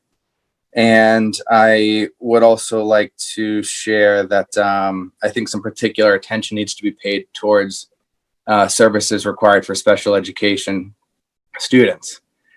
When Mass did a stay-at-home order, there was a list of essential services that those businesses could remain open. And I see certain elements of education as an essential service where we're not going to be able to replicate what's needed hybrid or at home and it might be a wishful thinking, but I would think that maybe some of the students, even if we are remote, could or need to go into the building to receive that one-on-one instruction. So that's where my head's at tonight. All right. I have a question and then a comment. Steve, Mark, and Kelly, do we know on the slide for the survey where we asked if you're planning on taking the bus or not, the breakdown was 57% providing their own transportation, 42% taking district provided transportation on the buses. Do we know roughly what our normal breakdown is? How much are we gaining in terms of people not wanting to ride the bus based on those numbers? And I know I'm putting you on the spot, but I'm going to do it anyway. Yeah, I don't have the percentages off the top of my head between school population and ridership. I have that, but I don't have that at the top of my head. I will tell you that last year, if we use last year's numbers that rode the bus, or at least registered to ride the bus, because a lot of times people register to ride the bus, but actual ridership isn't quite what registered, because normally you have after school activities and sports and stuff like that. And so that factors into to those ridership numbers. But the people the number of students that registered to ride the buses last year at Shaker Lane School, we had 285 students. At Russell Street, we had 356. And I can make this available in a slide to school committee if you want. And at the middle school and high school, we had 502 total students that registered to ride the buses. So if we went to a hybrid model where we were, and again, I'm not starting rumors here. If we did half and half or some form of that, the transportation with the buses may kind of fix itself if we do that, because we'd only have to transport half the students on the buses at a time. And I think without having the actual numbers, and we just saw the plan today, I'm working with the bus company. We're working through those scenarios. But it's my opinion, based off of the initial pass here, that if we did a hybrid model, that I think the transportation issue, transporting students, would, in a sense, solve itself. Not quite completely, because if you look at the number of, so we run 8 buses in Littleton at 28 seats per bus, which is the most we can fit on. Alternating. Steve, I'm actually gonna have you pause right there, because Okay. I appreciate it, but I think it's too preliminary to start breaking down the numbers like that. But so, you did answer my question. I appreciate that. It looks like over half of our students typically would register to ride the bus, but less than half are indicating that they would want to take the bus given the current situation. Yes. So that's meaningful to a degree. And I think that once we get more details around how the busing would work based on what we decide we want to do, whether it's in-person, hybrid, or nothing at all, which would solve the transportation problem altogether, or for all the wrong reasons, that number could shift again. Wouldn't shock me if it shifted again. So that's fine. So I appreciate that. Thank you. I will echo everybody's comments about thanking everyone for being involved in these task forces, especially our teaching staff and our parents. This is typically a time when those two populations are taking a well-deserved break, and a significant number of them have sacrificed that to dive in on this. So we appreciate that. I really don't have any particular comments about what I think is the right thing to do right now, because I think we need way more detail, and I know that it will get there in terms of that. The one thing that I would say is that as I think about the safety and the points that other school committee members raised in terms of, comfort levels of the safety factor, I agree, but I don't think that we can afford to consider that without considering the negative impact of each day that our students are not being taught in person.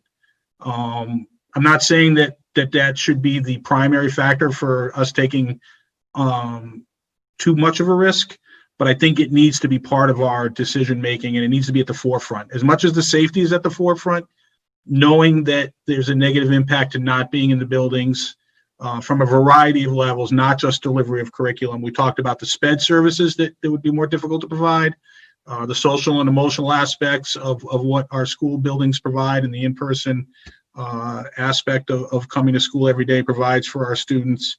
I think we just need to be very cognizant of that.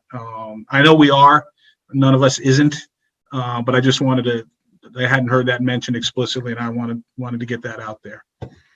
All right, at this point, I would like to open it to public input. I would ask that if you have public input on issues not related to the school reopening, could you please wait?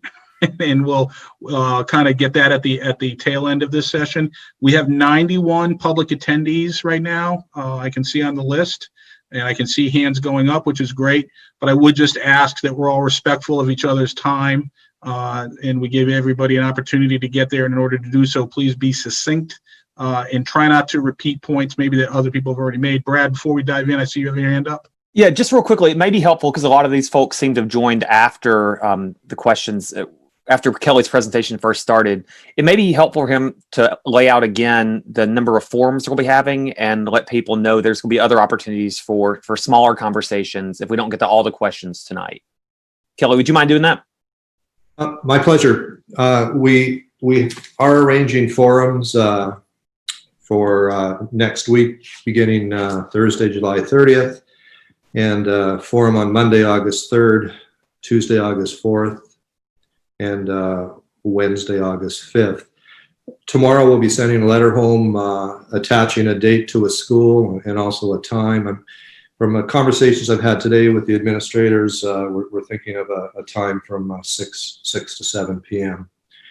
For those forums. Will those be school-specific forums? Yes, they will. Okay, thank you. One per school. And then just in case people were not on, right after that, we're going to be sending out a third survey that's very similar to the one that was just completed and we presented tonight. We want to just capture any last thoughts about what our parents think or feel about what the safest model would be to implement in September. There was a comment about making sure that we review what we're doing. I mean, that's a given. Variables are going to change on a weekly basis, sometimes a daily basis, and we will be making sure that we maintain the safest environment possible for our students and staff, whatever model we choose. And I'll also reiterate that we have two more school committee meetings in August on August 6th and August 20th, and I'm sure this topic will be revisited at both those meetings.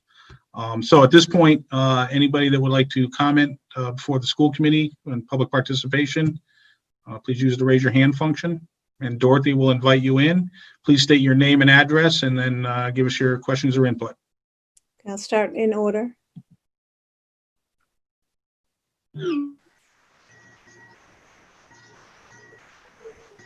Am I on? I'm sorry. Oh, yes, you are. Sorry about that. Jen Stack, 40 Bulkley Road. The question that I have, first of all, again, as everybody's been saying, thank you for everyone for all the hard work that you've been doing. I don't envy anybody in the decisions that we're getting ready to make here, but thank you so much.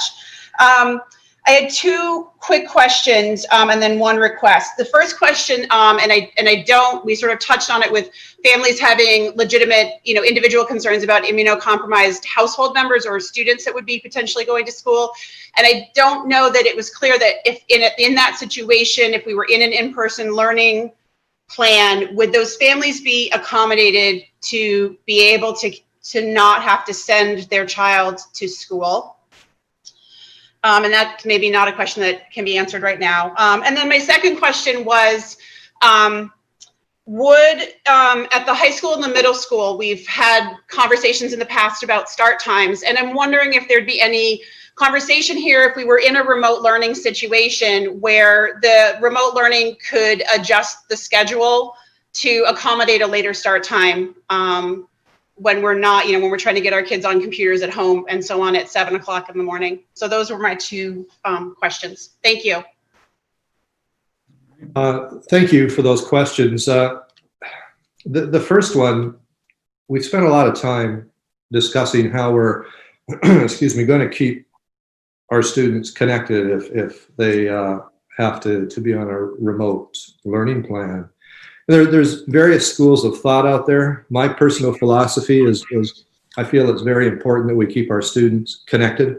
And my desire would be that if we're on an in-person plan, they would follow the daily schedule and that they would Google Meet in, or whatever video medium we're using, into those classes. I do want to remind you that these things have to be negotiated with the teachers union. I'm just telling you what my preference is as a superintendent and an educational leader. I'm hesitant in providing an alternate remote learning program that would perhaps disconnect our students from their peers. There may be other options in elementary where if we have a teacher that's immunocompromised and we have enough students that have a desire to go to be on remote learning in a particular grade, we could assign one of those teachers as a remote learning teacher.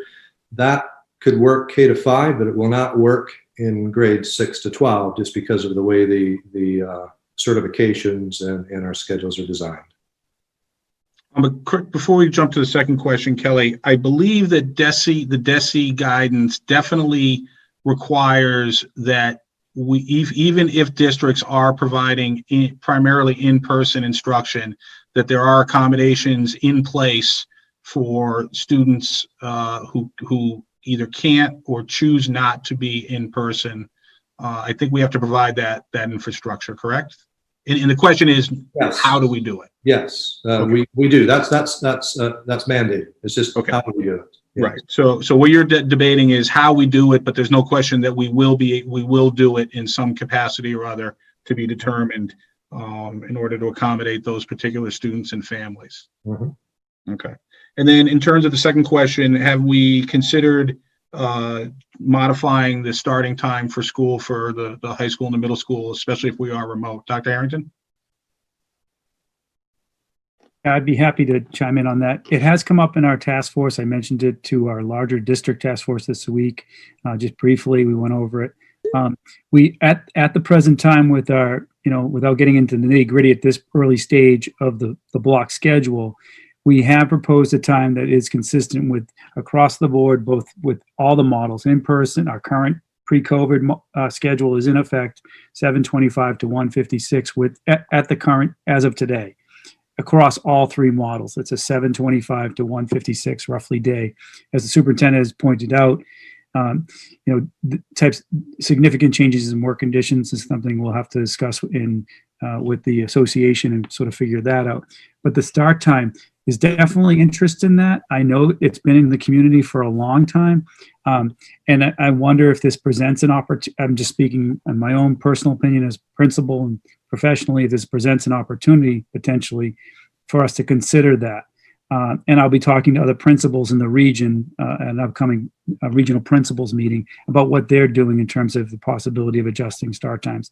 7:25 is an early start for lots of high schoolers. I have one at my own home, and I know that there would be a lot of, there's probably a strong appetite potentially to move up to a half hour or so. We just have to see how that impacts our transportation and our whole sequence across all the buildings, because we're trying to make sure. There's a lot of issues that came up with previous discussions around start time. I just wanted to acknowledge Jennifer, I think it was Jennifer Stark's question, that it is something that has come up in the committee and is under review. All right, thank you. Thank you very much. Thank you, Jen.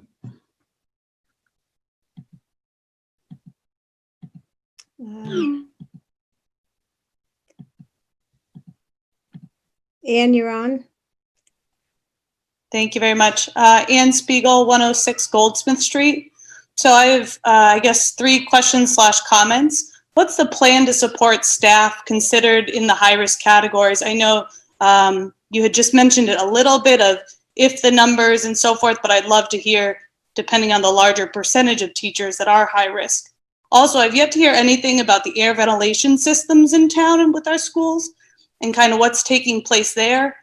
And lastly, I am severely disappointed about hearing that you're doing the 3 feet instead of 6 feet. I know DESE came out and the pediatrics has said that you can do 3 feet, but I would strongly encourage you to do 6 feet minimum. Thank you. All right. In terms of your first question, that's sort of along the lines of the response to how we would support immunocompromised students or families with immunocompromised family members. We're still working out the details, and we're actually really looking for, when it comes to staff, for guidance from DESE, because that concept is going to be something that needs to be addressed by every school district. And there are specific statutes and contract issues regarding sick time and leave time, and how do we pay them? How do we support, how do we hire staff to maybe come in and teach those classes for the time being? What does that mean? So there's a lot that needs to get addressed around that. It is definitely on the agenda of things that needs to be fleshed out before we make any final decisions. But we don't have any specific guidance or solutions to that yet. The air ventilation system, again, there's DESE guidance regarding that, and we're working on that. And it's also an issue that's been raised by the Mass Teachers Association and our local association. So that's something that's getting addressed. Understand your comment about the 3 feet versus 6 feet. There's definitely not, I would argue there's definitely not total agreement on that, or even consensus. And it is something that, again, will be part of our impact bargaining with the union. I know that the Mass Teachers Association has a specific point of view about that. And districts are working on that. I would emphasize that the 3 feet is our minimum, and we're always striving for 6 feet when possible. And a lot of what we're doing here is modeling what would be feasible. And then once we know what's feasible, we can determine what we should do. If 3 feet is not feasible in terms of fitting all the students in the building, then we know it, and that's the end of that. But if it is, then we can decide if 3 feet is the right number, what would it take to get to 6 feet, and then we can make our determinations. Thank you.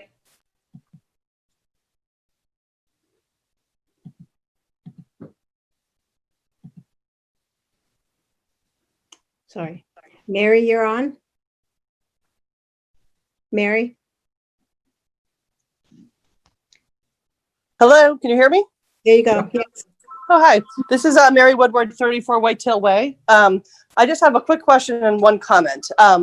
Question is, would you ever consider doing different models for different schools, where if you feel like the younger kids, say at Shaker, can't socially distance properly, would you ever consider doing more of a hybrid or a remote for that school, and then knowing more at the high school or the middle school level that... Oh, sorry. Sorry. You bringing her back, Dorothy? Sorry, Mary. That was Dorothy. Yellow Dorothy. No. Okay, did you get any of it, or should I start over? Or No. We got to your consider alternate models, and the younger kids maybe not being quite as adept at social distancing where the older kids might be, and pick it up from there. Yeah. So would you ever consider doing, all in for the high school, and then like a hybrid or only remote for younger kids, or does it have to just be sort of a district-wide blanket approach? So that's my first question, and then I did have a comment also. I know with the DESE guidelines, specifically on SPED, they had urged districts to prioritize kids with more complex special needs for, in-house, in-person teaching, even if some of the other kids move to a hybrid or an all remote. So just wondering if that's something that you guys would also be considering. Right. In terms of your first question, it's funny because I actually have a different point of view about possibly using a different model, because it would seem to me that older students would be able to better support themselves as in semi-independent learners in a remote situation than maybe K through 5 would be able to do, or excuse me, K through 3, K through 5. So, if the safety factor was right at the elementary level, it might be much more beneficial to have them in all day and less negatively impactful to have the older kids not in every day. But we are considering that. the issue is that we don't have a lot of time to really toss around every possible permutation. If we did, then we would definitely give a lot of consideration to that. I think we will definitely give it some consideration. We'll try to fit it in as best we can. You're correct. The DESE guidance, which we are quite well aware of, does indicate, and we would be in agreement, especially as a school committee, that if we do have some in person, whether it's full in person, well, if it's full in person, obviously the sped stuff gets addressed. The hybrid model, yes, we would give strong consideration to trying to get the IEP kids, especially those ones that are on specific services that require in-person support in the building more often. But again, trying to be safe and also think about equal delivery. The other thing about the models, varying the models, is that would be a key factor to negotiate with the LEA in terms of changing working conditions. So that would have to get addressed with them as well. Gotcha. All right. Thank you. Appreciate it. Ben Bannister? Can you hear me? Yes. Okay, perfect. So thanks everybody for all of your time and work on all this stuff. Three hopefully quick questions. And I'm sorry if I missed the answers to any of these. I've been bouncing in and out, putting kids to bed. So first of all, I'd love to hear if there's a set date that a plan will be decided by for opening. Second, I'm curious if there's been any talk about kids, as I have two boys in different schools, and if we are in a hybrid model, is there any coordination about will kids in different schools be attending school on the same days or weeks, or if that's going to be completely independent per school? And then lastly, I'm curious if you guys have been in conversation with the Tiger's Den folks about whether if in-person or hybrid plans are in place that guarantees Tiger's Den will be open, or is that to be determined? In terms of setting the date for the plan, we have not made that determination. Again, we have so little time that giving up that time in order to just get a decision made, which I know the community is and the staff would, they're dying to know, right? We all are. But we need to be able to reserve as much time as possible to get our plans right. And also a lot of the decision making around which way we're going to go will be determined by what's going on, across the Commonwealth and even conceivably across the country in terms of what the conditions are relative to the pandemic. We are committed to being in as much communication with the community as possible. I think we've done a pretty good job with 94 attendees at this meeting. Clearly the word is out that we're talking about this. So we understand the need to get it done, and we will get it done as soon as we can. Great comment about the coordinating for families with kids in different buildings. If we do go to a hybrid schedule, I would ask that the administration give that some consideration, with the caveat that could be a Pandora's box that just can't get solved. Or Gordian knot maybe is a better analogy that, may not be able to be solved, but it definitely needs to be considered. I will defer to Dr. Clenchey on Tiger's Den. I have not heard any specific talk about what we're thinking there. Thank you. We have had some initial discussions with Martha at Tiger's Den and have alerted her to the fact that we have three models and what we can do in Tiger's Den would differ significantly between the three models. So Martha is thinking about ways to be able to offer service. If we did go remote, however, it's pretty hard to justify any staff coming in to the school buildings and offering services to students and having other staff not coming into buildings. So that would be a little more difficult. Kelly, if I can just add to that real quick, we've had conversations with Martha, and Martha has put a team together within her departments to start looking at the three different scenarios. So they're working on it. All right. Thank you. Thank you. All right. Thank you, Ben. Carrie Lavoie? Hi, I have a couple of questions. One is, my daughter is on an IEP, and I understand that the remote services will be more robust going forward. But I was very disappointed in the level of services that she did receive. Obviously, some services transfer better to remote learning than others. Like PT and OT are very hard to do. But I was given an email that was sent to every single other parent that had a child receiving those services, with just websites of things to print out. And I want to make sure that that's not going to happen if we end up remote. The second question I have is, someone else already touched upon it, is Shaker Lane cannot accommodate the 6 feet. However, I do know that there are spaces in the school that, in my opinion, probably should be reverted back to classroom spaces, and so that you can accommodate the 6 feet. And the other issue I had is, touching on what Matt said. I have a first grader and a second grader in that school, and just from the age, they don't understand the ramifications of refusing to wear their masks or not following the rules. And how is the school going to handle those situations? They are kind of a discipline issue, but they're not really, because these are little kids. And then the third and most important issue I have is, Shaker Lane is the oldest school in our district. The ventilation system is horrible. The windows barely open. There is no way to get any sort of air in there. The second floor is so hot, it's not unusual to see it going up over 75, 80 degrees in hot days. They're not allowed to use fans. They can't use the air conditioning that are in some of the classrooms for IEP reasons. How are these kids who are now going to be wearing masks, especially the younger ones, plastic masks, going to be kept safe?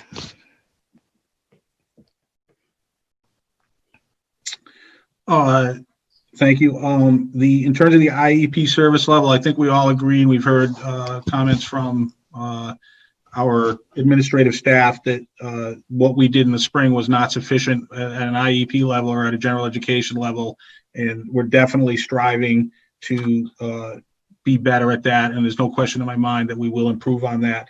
The challenges are immense, though, depending on which model we use. I think, that just needs to be recognized. Shaker Lane does provide significant challenges.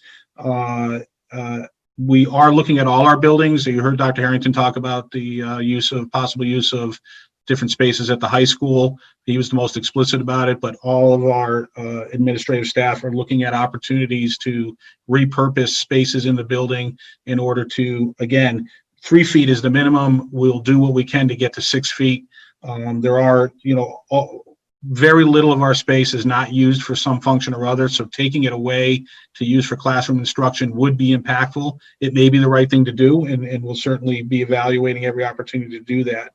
And you're right, the ventilation in Shaker Lane is a challenge. Can you ask a question? But we still need to use that building. So we'll be working at that. Michelle, can I ask you to address the comment about how we were going to handle our younger kids trying to understand the directions and mask usage and bathrooms and hallways and things like that? Sure, absolutely. So we were advocating for clear masks for some of our younger students. So we would hope that would help translate with the social emotional understanding emotions in that piece. As far as the bathroom, Carrie, can you repeat the question? Was the question in regards to how are they getting to the bathroom, or we talked about having arrows on the floor? And then my question more, Michelle, was that more about how you're going to deal with children who decide for whatever reason to not follow the rules. Because while it is a discipline problem, it's more that they just don't understand the ramifications. It wasn't really anything about the bathrooms. It's just, I can just picture, I volunteer in the school all the time. You know that. I see children being children.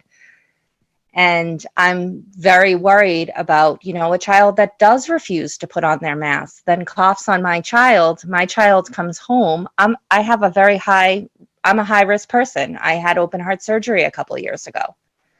I need to know that my child is not going to bring something home and make me deathly ill. Sure. This is not the flu to somebody in my position. And between, the 3 feet not being able to be accommodated and the young children and the old ventilation system, that school, in my opinion, is not safe. And I don't think there's anything you can do to make it safe. I know there are rooms in that building that are underutilized. The conference room on the 2nd floor, that should be a classroom. There's a meeting room on the 1st floor. That should be a classroom. There is a room upstairs that sometimes the special ed people use. That can fit 6 desks. There is a lot of space in that building that is not used appropriately at this point. Okay, we've addressed that one. I would like to get Michelle to address the specific question about how we're going to handle younger kids. I think Carrie's worried about the disciplining them versus instructing them on, the safe conduct during the day. Sure, sure. And, it is a learning process for our kids. We are going to have to teach them to keep their masks on.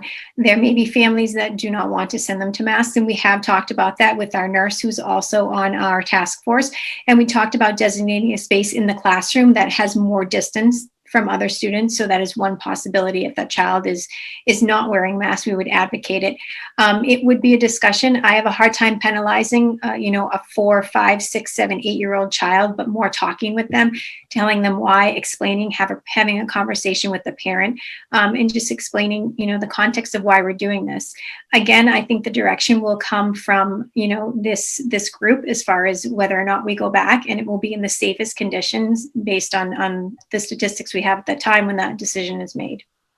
And I would like to reiterate too, Carrie, that nobody is going to be forced to go back. If a particular family determines that it isn't the right solution for them, we are required to provide and support those students and those families, and we are committed to doing that. Your points about Shaker Lane are entirely relevant and legitimate. It is our oldest building. It is not as functional, especially from an HVAC perspective, as our other buildings are. But we're going to have to use that building to some degree if we do go back. And how we go back is really the debate. If we go back and how we go back. Have they looked into any sorts of air purification for that particular building? I know it's an additional expense, but right. We haven't got that. We haven't got that far down in our planning because we've only been at it for 2 weeks. But that is something we can certainly consider. You're right. Every decision we make is going to be, safety first, but there are definitely impacts from a budget perspective. We are hoping that the state and the federal government will be providing resources that would make it easier for school districts to address those types of issues and bring in more resources. But we just don't know.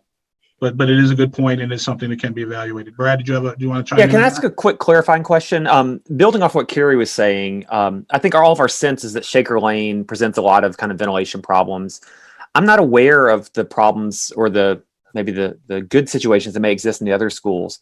How are we going to do we have a process in place, or have we identified a process that will help us get answers beyond a sense of what's going on in these places? Will someone study the ventilation systems? Is there, I don't know if it's a question for Kelly or for someone else, but how are we going to get more concrete answers about airflow and what's happening in the schools there? Yeah, so I can say something. So we are working with our HVAC contractors and our consultants to review those systems. We are looking at different options as far as filters or air purification systems. We've just started that process. So we are looking at that, and we are working with HVAC professionals to evaluate all of the buildings. Thank you, Steve. All right. Carrie, do you have any other questions or input?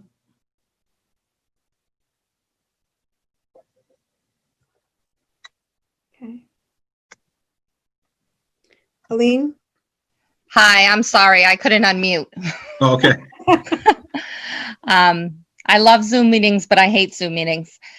No, I think that that covers it. But as somebody who is a high risk person, and as a parent, you can't allow your fact that you're high risk impact your kids and their right to have a life and be educated. So I just need the school to do the best that they can and take all the precautions that they can to keep my kids safe. And one of them is keeping the more distance, making sure that children are masked. I totally get that they're kids, Michelle. I'm not asking you to make a kid stand in the corner with his nose on the wall. I mean, they just need to be taught that this is not a negotiable, that this needs to happen. And I know you well, and I know that you will do that. But I'm just very concerned with the age of the building, the HVAC system. I mean, my God, the office flooded last year because it was so horrible. And I think that we really just have to, look at all the spaces in town. Maybe there is a way that the high school can go remote, and maybe the elementary kids take over the high school.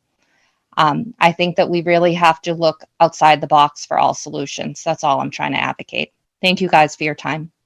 Thank you. Colleen Davis?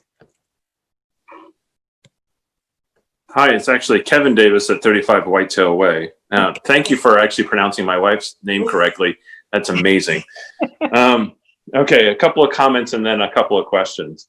Signage, I think, should absolutely be mandatory for all schools and all hallways and everywhere. It's tremendous help out there. I have been out in public and have looked at a bunch of different signage options, and those things should absolutely be mandatory. They're easy reminders and they're inexpensive, and we should just use them. Air circulation is a huge concern. Several studies have shown these issues, and I think we should be publishing those numbers as far as a district-wide, as far as what the schools can do. And there are DESI regulations. I think there are DESI regulations as to what those minimums should be for recirculation per hour. A couple of questions.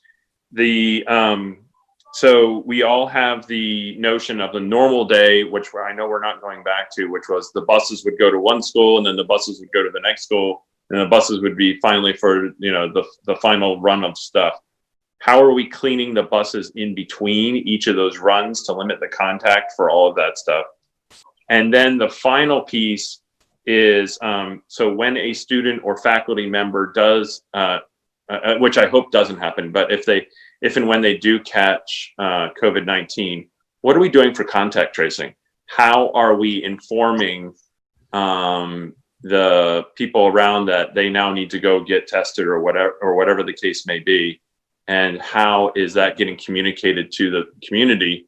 And if we do have, what is the minimum number of cases in the school before the school has to be deep cleaned? I'm assuming DESI says one case means the whole school gets deep cleaned, which means the school is closed, those types of things. Thank you. I'll let Steve Mark answer the question about the cleaning of the buses, but before he does that, in terms of how we handle contact tracing and other aspects of dealing with the potential contraction of COVID by students or staff, there's specific DESI guidance out there. I don't think I've heard anything in our plans yet where we've integrated that guidance into specific details about how we would do it in Littleton. I know that's coming, but I don't think the task forces have had enough time yet to address that specifically. That is also going to be a key point of negotiation with the LEA, and we'll get discussed in that context as well. Once we have detailed plans, which we will have, there's actually, the DESI guidance is specific. We could certainly do more, and we may choose to do more. The other thing we need to do is coordinate with the Board of Health, because they have specific guidance and jurisdiction on that. But once those plans are finalized, they will be clearly communicated to the public so everyone understands what the expectations are and what the ramifications are if we do go back in person and we do unfortunately have some contraction. Steve, how about has the bus company talked about how they're going to clean the buses between the runs? Yeah, so So those guys, Mike, as you mentioned earlier, those guidelines just came out late last night and this morning. So we're working through them with D-Bus, and we are coming up with cleaning protocols, as well as the timing and when that's going to be, and the chemical agents that we're going to use to deep clean those buses. So we're aware of those, and we're working with D-Bus to come up with those protocols. All right, thank you. And then Kevin, to your point too about publishing the numbers on air circulation, and then being able to communicate, how we handle COVID contraction and what the processes are for cleaning the buses. I think that there'll be a lot of information that'll be posted online and distributed through our various communication channels to families, so that we all are educated on what those specific details are. But unfortunately, they're just not ready yet. So we need to be a little more patient until we get the details. Okay. Again, I think some severe emphasis should be put on the contact tracing. I didn't hear any part of that in any of the plans. I understand there are certain requirements and everything that needs to be done, but that really needs to be a key in controlling what's happening. And as our previous people have saying, keeping our children and our families safe who may be immunocompromised or have other health issues. Thank you. Right. Totally agree. That guidance is clear, both not specifically through school reopenings, but I think we've all been educated about contact tracing. Unfortunately, the resources necessary to do that, and I'm not talking about it at a school district level, I'm talking about it at a statewide level or a federal level, have simply not been provided. Having said that, it will happen. Contact tracing will be a part of the reopening plan if we do decide to go in person, or when we do decide to go in person. That's pretty clear in the DESE guidelines that you have to have that. It will get done. So thank you. Karen Morrison. Hi, Karen Morrison, 11 Spruce Street. I had a question about IEPs and 504s and our students with particular needs. And I appreciate the fact that there's been a lot of discussion about serving children with existing IEPs and 504s. But one thing I'm hearing from the plans is that children who might not otherwise have special needs, with the remote learning plans and the new format, I'll call it, for in-school learning, some students might be tipped over into needing special services because of these plans. And I'm wondering if there's been any discussion about that, and if so, how are we going to evaluate and serve those children's needs? Kelly, do you want to respond to that? We certainly are aware that could be the case. We will be determining where our students are at, and it will vary obviously depending on the model that we implement. We do have testing that we use, MAP testing, grades 2 to 8, that really allows us to determine where a student is at in ELA and math. And we have other assessments that we can use to ascertain, and teacher observations as well, to determine whether or not students may need additional services. MAP testing takes place at what point in the year? Usually 3 times during the year, in the fall, and then in January, and then in the spring. And is that the testing that is currently under discussion for being considered for a moratorium? No. No, that's a different set of testing? That's MCAS testing. Okay. Yeah, MAP testing is an adaptive test. It actually allows us to determine the mastery level of the student and the grade level that they're at. Okay. Thank you. I'm new to the state and I don't have all the acronyms down yet, so I appreciate it. And then I just had one more question, which is, can the district, or have you considered using space outside of the school buildings for classes? I can certainly answer that. I've had a number of conversations with our business manager. He's actually ordering a couple of canopies in as we speak. and we're gonna set a couple up. If that does what we hope it's going to do, we would provide some canopies for each of our schools for if we had an in-person model or a hybrid model. Some of the questions we have is if we're using technology, how far can those canopies be away from the school building so that we can still use technology? But we can also use them for other things. So. And buildings that are in Littleton that aren't occupied or aren't in use? None. None. None. We're a very small community. We want more buildings. We're trying. We wish we had some inventory of buildings that weren't used. But no, our town hall was a Matt. You've been here for a while. High school was a high school, an elementary school. Right. I was thinking more in terms of private-public partnership. Yeah. We haven't considered that primarily because the cost would conceivably be, I don't think any empty space is going to be given away. I could be wrong. Maybe that is something we could explore. We haven't yet. We frankly haven't run up against the space issue to the extent where we feel like we can't at least model the potential for using our buildings. If we were a larger community like a Chelmsford or Westford or Lowell or something like that, I think it might be a different story. But we are a very small district, relatively speaking. So we're hoping that we can manage with the space that we have. Thank you.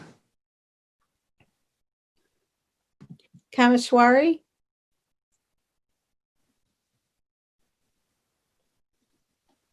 Yeah, so I do have a couple of questions.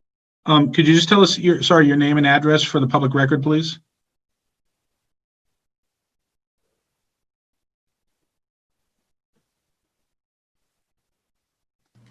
That time it was me. I apologize. Okay. Oh, okay. Kameshwari, I'm sorry, you were accidentally cut off, but could you please start with your name and address and then go into your questions or comments? Yeah, my name is Kameshwari and I'm from 26.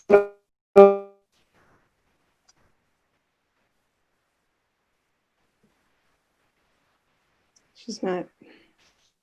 I'm sorry, Kameshwari. Can you guys hear me? Okay, now we can hear you. Go ahead. Can you start with your questions? Yeah, my question is, if we were to choose to go back to in-person learning, so what are the plans of dealing with asymptomatic kids? If you show the fever or any, right, you go to the nurse and that is pretty straightforward. But what how are we going to deal with the asymptomatic kids?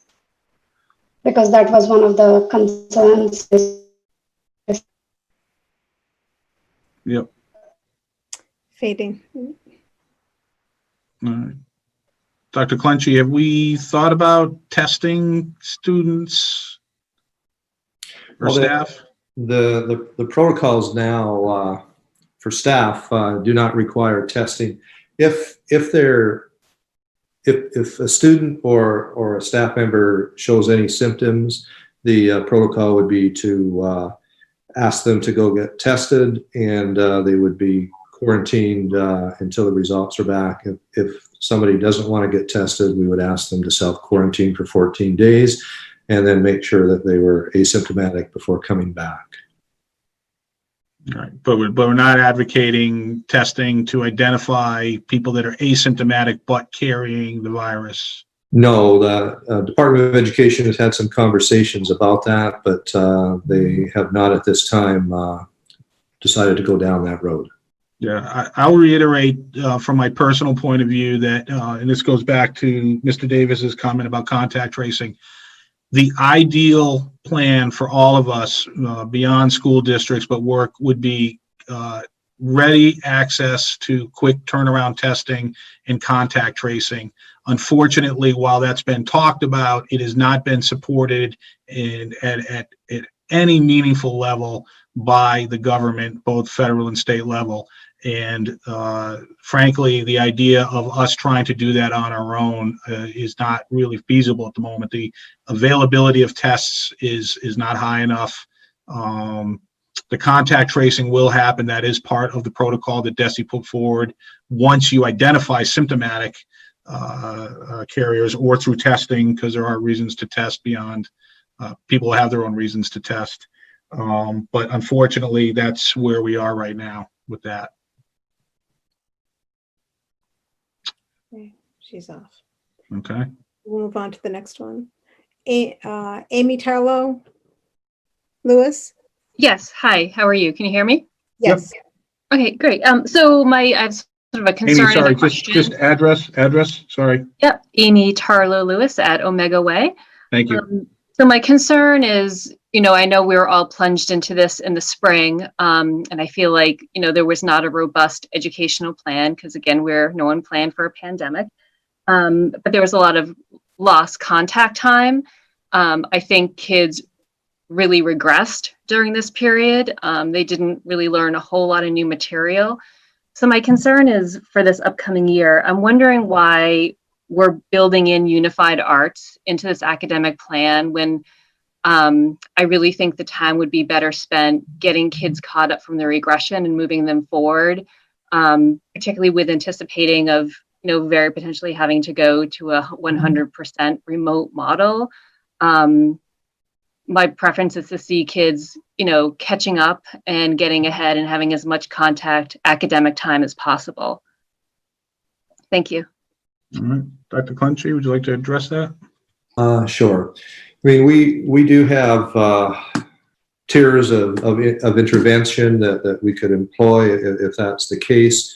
We really believe that we need to educate the whole child, and by just focusing on ELA and math, for example, students do need to be exposed to other subject areas within the developmental process. So we really feel that's important. We don't want to change our philosophy and part of our mission to ensure that we educate the whole child. How about the unified arts aspect of it? Are you including that in the exposure to other subjects? We are. That's part of every plan. Again, if we have various interventions that are available if a student is behind, and we would, depending on the model, try to replicate that we currently do in our schools. All right. Amy, any other questions or comments? Yeah, so my other comment is really just a preference. I would really love to see preference given for kids who are on IEPs. If we have a fully remote situation that kids with IEPs, kids who might spend between 30 and 60% of their time receiving pull-out services, get a special classroom in the building for in-person teaching. I don't think remote learning lends itself well to some kids who, have some pretty high academic, social, emotional needs as well. So I'd love to see some special accommodations made for that population in case of a fully remote situation. I appreciate that point. We have talked about that a little bit. I know that there's some comments have been made by the superintendent about, putting some staff into an in-person situation if we're basically telling the rest of the staff that being in person is not the right answer. However, I think there are gradients of that, and there may be an opportunity, depending on why we're remote, that we may still be able to facilitate a solution similar to what you're suggesting. There may be situations where we're just in such a lockdown mode, the way we were initially, that with the reality of being able to do that won't be real. But there may be gradients where that might be possible, and I would ask the administration and the superintendent to keep that in mind as we go through our planning. Thank you. Thank you. Yep. Kathleen Kroll. Hi, this is Kathleen Kroll at 8 Spruce Street. I just wanted to bring up some students obviously would have regressed. They, didn't get as much instruction during the day downtime. I don't think that's the case for all students. I know some in each class there's different levels of kids, and kids learn at different speeds. But I have a concern that you're going to go back to school and they're going to start to reteach the previous year, where some students might already be there, already know all of that, and already be bored with that kind of schoolwork. So is there any plan to actually look at the kids, look at where they are, and maybe place them in groups that would help them each to advance? Dr. Clenchey or Beth Steele, would you want to field that one? I can certainly start, and excuse me, Beth can certainly chime in as well. I mean, we really want to make sure that we meet every student where they're at.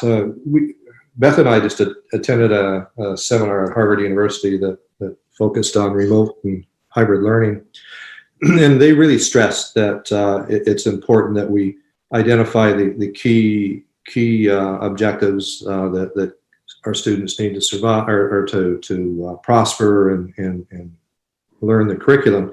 But it's also important to identify where each student is at. We've always believed as a district that we need to work with each student individually and make sure that we challenge them sufficiently. Yeah, and I would like to build off that a lot of what we're considering too is that we don't want to spend the first month and a half, 2 months reteaching the previous grade. What has been made pretty clear, what's been made pretty clear at the state level is that we are to maintain course level and grade level standards. And so in discussions and a lot of what we have heard and a lot of what research I have read states to continue on with the standards as they are. However, before teaching a new skill is to evaluate, right, any prior skills that would be needed for that new skill and kind of building in those learning gaps and opportunities for anything that may have been missed throughout the school year. So rather than spending the first month, 2 months kind of backfilling anything that may have been missed, and like you said, could potentially be not invigorating for anyone that may have picked it up last year, in order to progress everyone forward, to kind of do that throughout the year and build in the appropriate tiers of intervention throughout so that all students are progressing right from the beginning of next year. Okay, thank you. Thank you, Kathleen. Karen Morrison? Nope, I've already had my question answered. Yeah. Thanks. Get another one. I believe that is all. All right. Are we all set with public input? I would like to very sincerely thank all. It's ranged from 80 to I think a high of 89 attendees, and we had over 10 people that spoke up. I hope that we get that same level of participation at the our other 2 school committee meetings in August and at the public forums. I appreciate the fact that in the survey results, we had 1,100 responses before the survey even closed. I think we have around 1,600 students in our district. So, and obviously many families have multiple children in here. So that is a tremendous response rate on a very short turnaround. People are obviously very attuned to what's going on, and that's very helpful to the district. I appreciate everyone's comments and input, and I'm hoping for more. I know the school committee is very much hoping for more, so thank you all. But we will now move through the rest of the agenda. Subcommittee reports, PMBC. Timlin, I believe you were at a meeting, even though you weren't allowed to officially participate. Is there any update you want to give us on that? I've been to 2, but Okay. yeah, there's nothing Okay. to report. Yep, that's fine. Thank you. Matt, Budget Subcommittee? We haven't met since the last time, so nothing to report. Obviously, we'll be watching closely to see what happens as the school year comes in. All right. And I believe the Policy Subcommittee is going to give Dr. Clenchey a break and let him get to at least September or October before they start pestering him about the policies, which I think is perfectly appropriate. Any other business? All right, hearing none, I'll move for a motion to adjourn. Make a motion to adjourn. Second. All right, motion made, seconded. We'll take our last roll call vote. Matt? Matt Hunt, yes. Brad? Brad Austin, yes. Timlin? Timlin Rossius, yes. Justin? Justin McCarthy, yes. And Mike Fontanella votes yes as well. Thank you, everyone. Thank you, Dorothy. A lot of work tonight. LCTV, thank you very much. We'll see you all in 2 weeks, and please pay attention to our other public forums when they are, and hopefully people will attend those too. Thank you. Thanks, everyone.